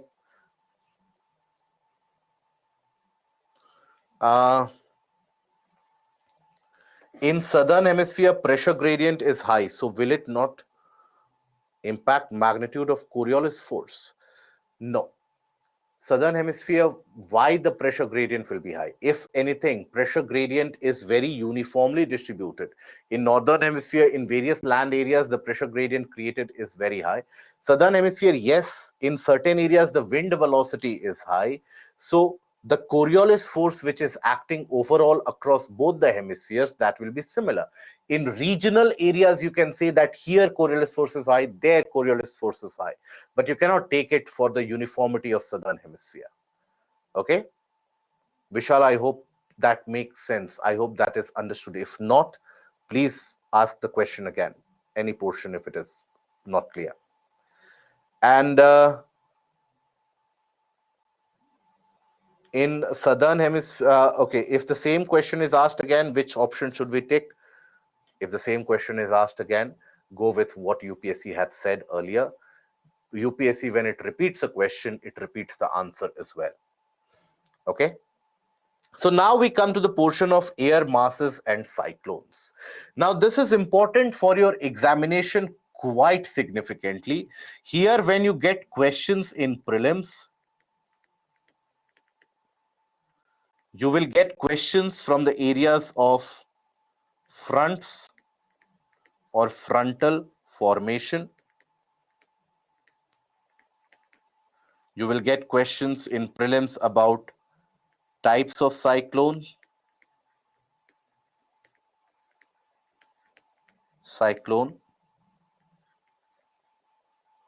temperate, and tropical. Always pay more attention to tropical cyclone. Always. Why? Because in India, we experience a lot of tropical cyclone. And this will give you an idea also about what areas to concentrate while studying for prelims and mains. If anything is happening over South America, chances are UPSC will ignore that. But if the same thing is happening over India, UPSC will definitely ask that. So the entire exam is centered around you knowing your country better. So any event, even in current affairs, which impacts India directly or indirectly, is important for UPSC. So tropical cyclone that impacts India on a very regular basis, that is something you should concentrate and focus upon. Then in the mains exam, you get a lot of questions from this area. You get questions about air masses, and fronts, you get questions from the region of the cyclonic formation. This cyclonic formation which is asked, it is generally asked about tropical and naming of cyclones. This UPSC has repeated about the naming. It has repeated that portion. Impact of air masses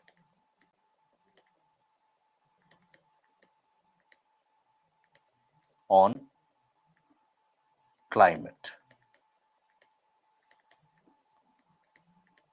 local climate.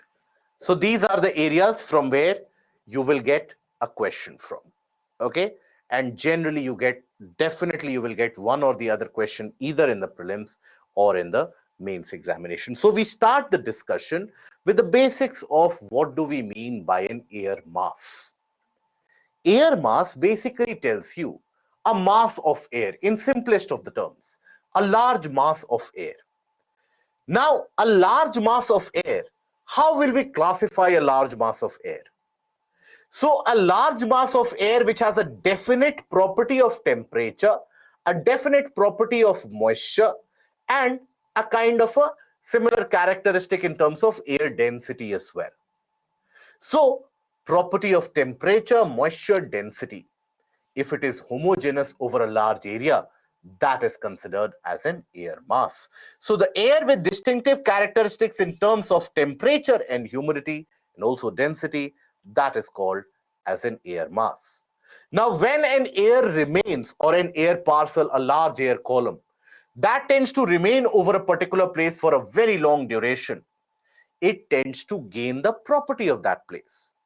For example, let's say if you talk about a coastal area, now the air will gain the moisture, the humidity from that coastal area. If you talk about Rajasthan, in the desert area, that will be very dry. So the air will also be hot and dry. If you go to Ladakh, there the air will be very dry, but it will be cold and dry, isn't it? So the region where the air is present, it tends to gain the property of that region. So that region from where the air gains its property, that is referred to as a source region. So here, naturally, the first curiosity that should come to your mind is that what defines an air mass? Can it be present? Can it be the case that in my room also there is an air mass, in my neighboring room also there is an air mass, in the kitchen also there is an air mass, in the washroom also there is an air mass? No. When we say air masses, these can extend for thousands of kilometers, hundreds and thousands of kilometers, and they have a homogeneous uniform property associated. That is a very unique characteristic that you will always associate with an air mass. Okay? Now, the region where the air lies and gains its property from, that is what is referred to as the source region. Okay? So here you have few images. So observe, if this is a warm desert, so if you think and if you simply take a look at the image and do nothing else, basically you would be able to have a guess, a rough guess, that the air above this region, it will be hot, it will be dry, isn't it? It will be warm and it will be dry. Now, the air, let's say this is tropical water, ocean over the tropics. Now, the air above it will be warm, it will be moist, it will have a lot of moisture associated. If you consider, let's say, a polar region, very cold and maybe limited moisture. So the areas over which air mass originate or form or gains its property, that are referred to as source regions, whose nature and properties largely determine the properties exhibited by the air masses. Now, air masses, they can originate over land areas, they can be in existence over land areas, over continental areas. So such air masses, they are referred to as continental air mass. Continental air mass. And air masses can also be in existence over large water bodies. They will be referred to as maritime air mass. Again, water bodies does not mean that I had kept a bucket outside my house, so the air above should be moist. Or there is a pond in my backyard, or there's a lake in my village, so that is a maritime air mass. It means large seas and oceans, and neither does a river. Many of us, when we take a look at a river, we get so overwhelmed. We think it is the largest water body that anybody can ever encounter. I hope we are aware that river, all the river, lakes, etc., they represent a very tiny proportion of water which is present across the globe, right? I hope we are aware of that fact. If we talk about distribution of water in general, I will tell you about it in oceanography. But rivers, etc., they represent a very, very minute proportion of the water distribution across the planet. So maritime air mass means seas and oceans in general. Now, there's a classification of air mass depending upon in which region do you find them. Because different regions across the planet, they will have varying properties. For example, if I talk about Northern Atlantic's property will be very different from, let's say, the region of Central Pacific, or let's say over the region of Russia. If I talk about the region of Antarctica, its properties will be very different from the other frozen area, let's say the region of Arctic. If I talk about, let's say, the region of India, the properties of the temperature in terms of air, that will be very different as compared to Canada. So air masses, they are classified based upon the source regions that you have.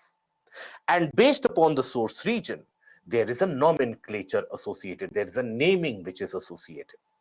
So when we talk about naming, air masses are named based upon the source region that they originate.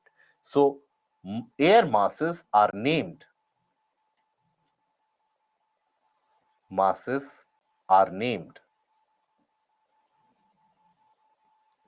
based upon the source region where they originate.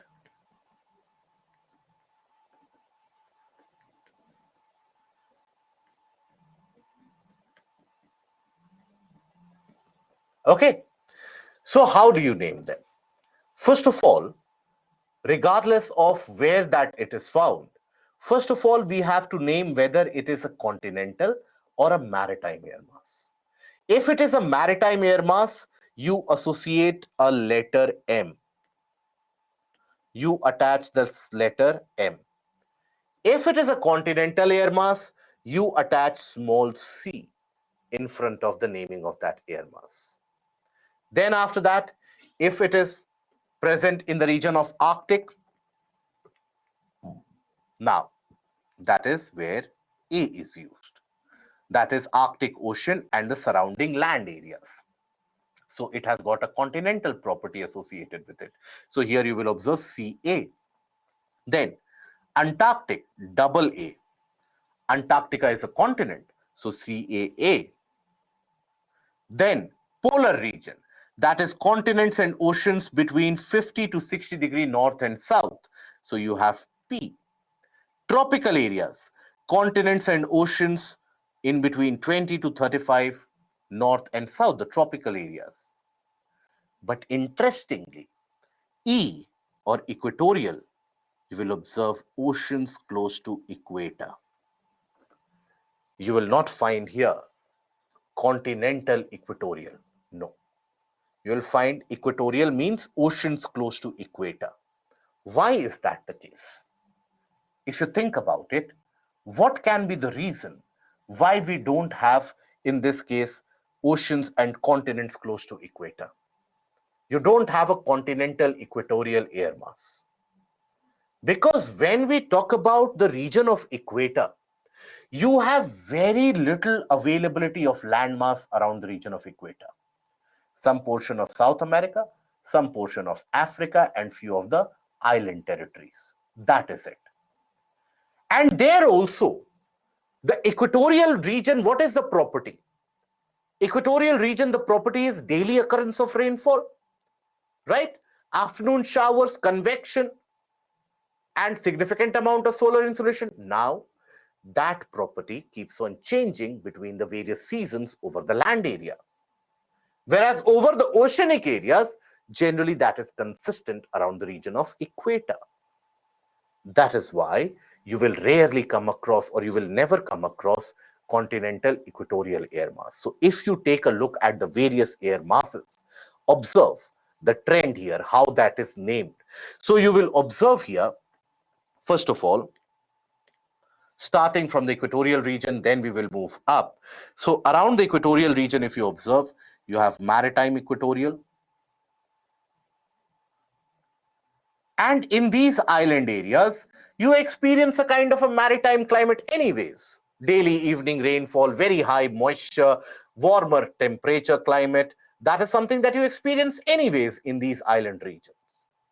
Then, when you go beyond the equator, you come across tropical regions. And in tropical regions, observe, you have maritime tropical. Maritime tropical, first of all. Maritime tropical. You also have the presence of continental tropical. Continental tropical. Here also you will have continental tropical. Slightly above that, obviously. Here also you will have continental tropical.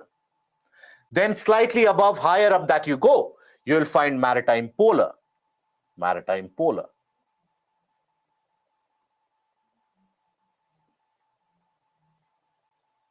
You also find continental polar plus continental Arctic in that entire region.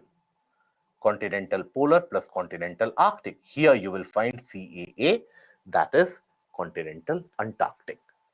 So these are your various air masses. And these air masses, they exhibit the property of their source region. It is the peculiarity of the source region which gives them that unique property of temperature, pressure, air density. And that is how they are classified from one area to another. These can, as you can see from the images, they can extend for hundreds and thousands of kilometers with uniform temperature, uniform pressure condition. Okay? Now, after that, we come to the fronts. So what are fronts? So when we talk about fronts or frontal formation, front is an English terminology.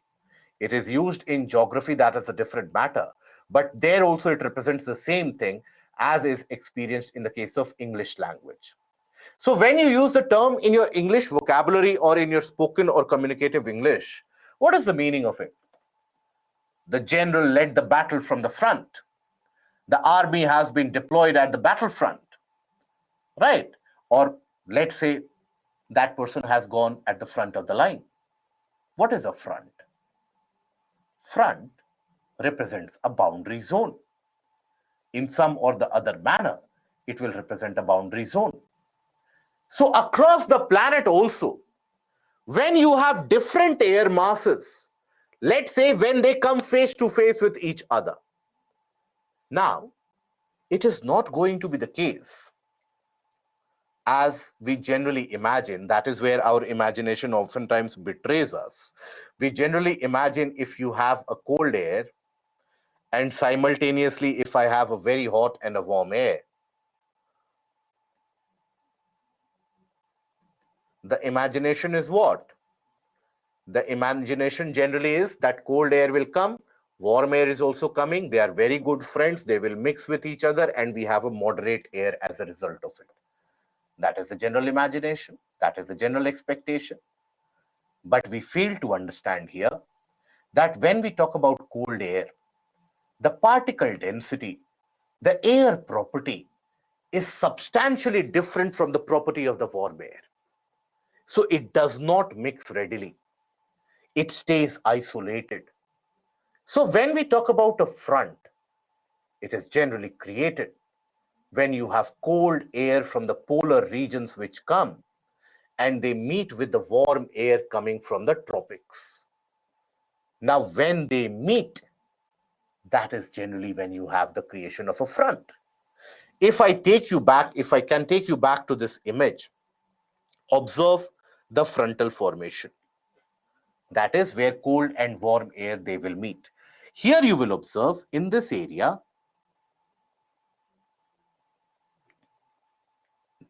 and in this region also. Right?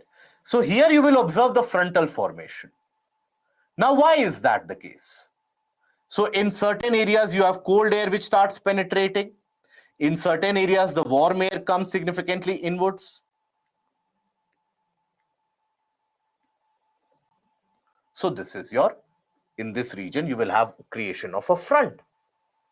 So fronts are created across the planet in practical terms when you have cold polar air interacting with the warm tropical air. Now, across which latitude will this event happen? It will happen across the subpolar region, generally, around 60 degrees, or even in middle latitudes, around the region, sometimes from 40 degrees onwards up till 60 degrees, depending upon the season that we are in. So that is basically the front.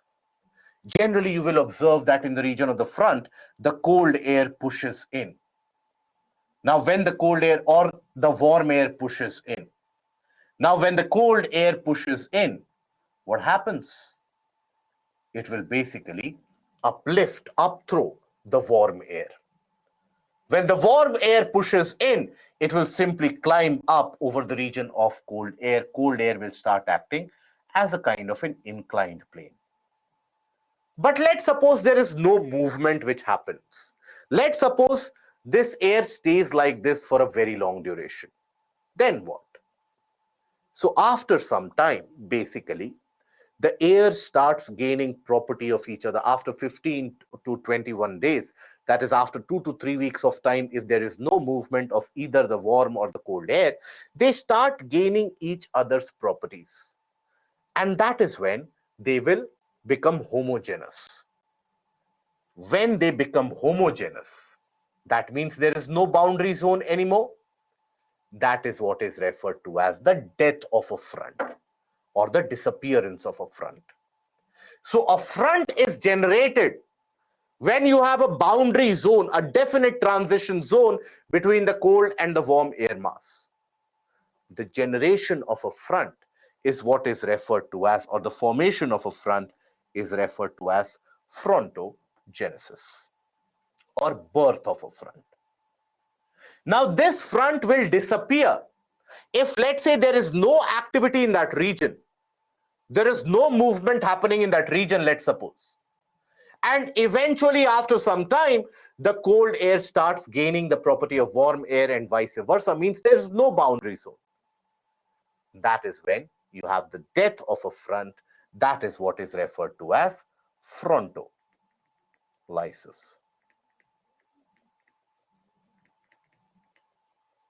That is what is death of a front.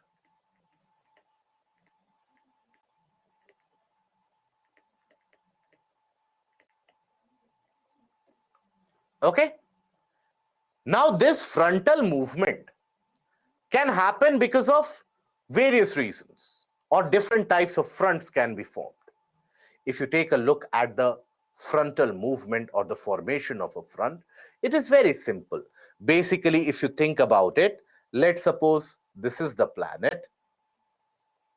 Okay. Now here you have cold air which is coming in. Cold air which is coming in. And from the other area, let's say warm air is trying to go there. So in the boundary zone, this is where you will observe the front formation.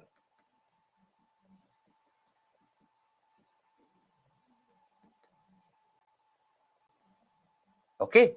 generally observed across mid-latitude. Sometimes what will happen is that the cold air is much more active. So the cold air will push further southwards.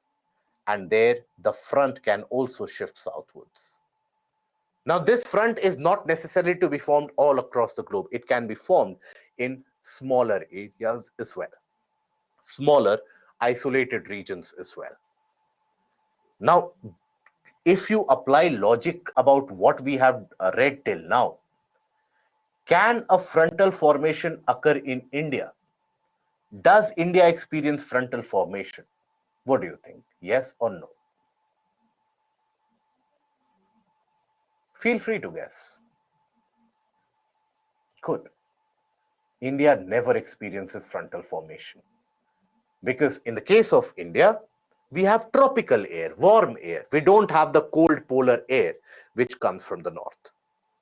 So here, again, I will reiterate, when we talk about the birth or death of a front, all of that is determined by the boundary zone. If, let's say, there is no movement which has happened, so Abhijit, pay attention here, you will understand this. So, if there is no movement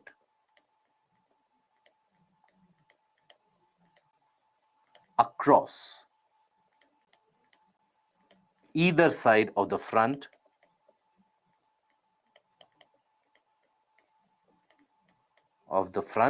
no movement as in neither the cold air is moving nor the warm air is moving. They are lying static as it is for 2 to 3 weeks. In that case, the air masses lose energy and gain each other's property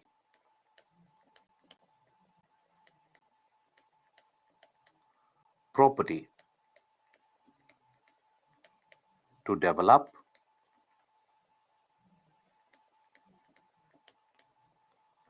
homogeneity or homogeneous character.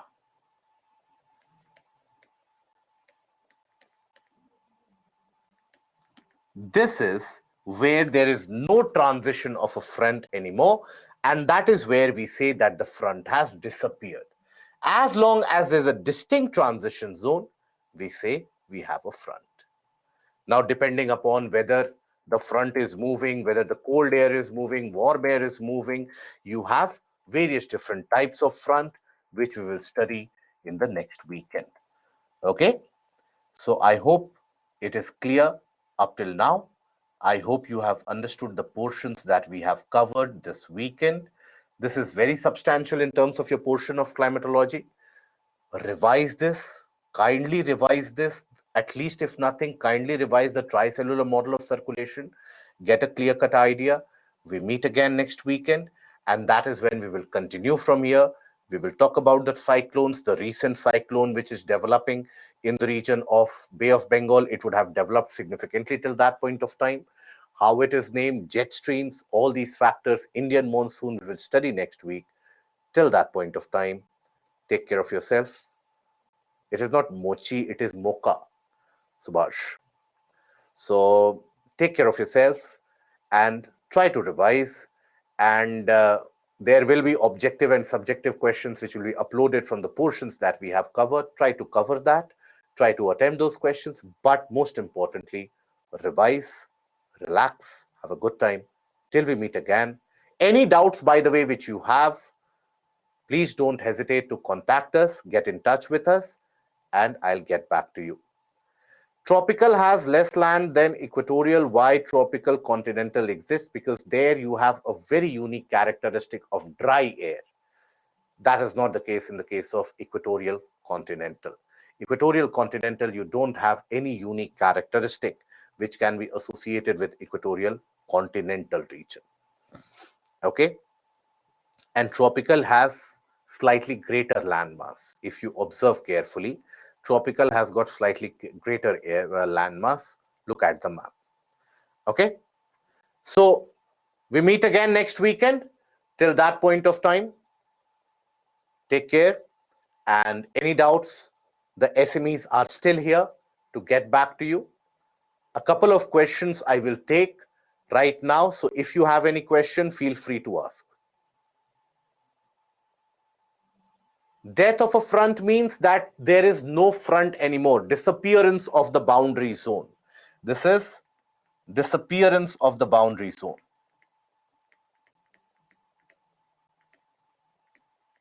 Of boundary zone. It is homogeneous. Mocha is the new cyclone which is developing over Bay of Bengal.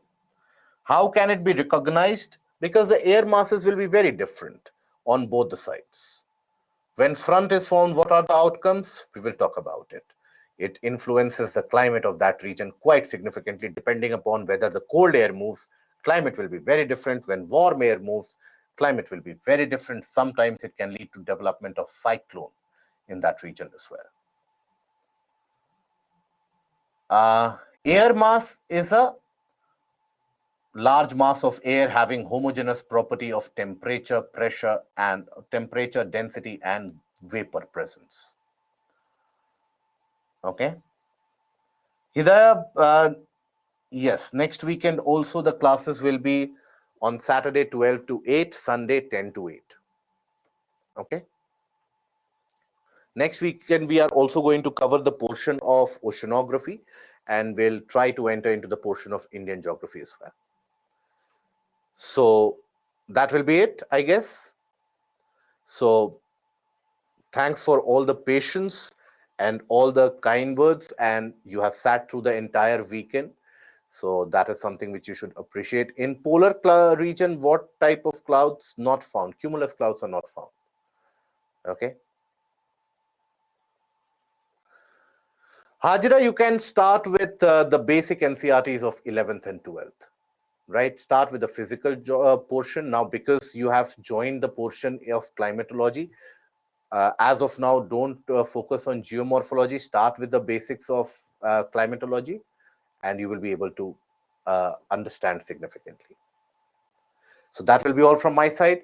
Thank you very much. We meet again. Take care. Goodbye. Have a good night. Thank you.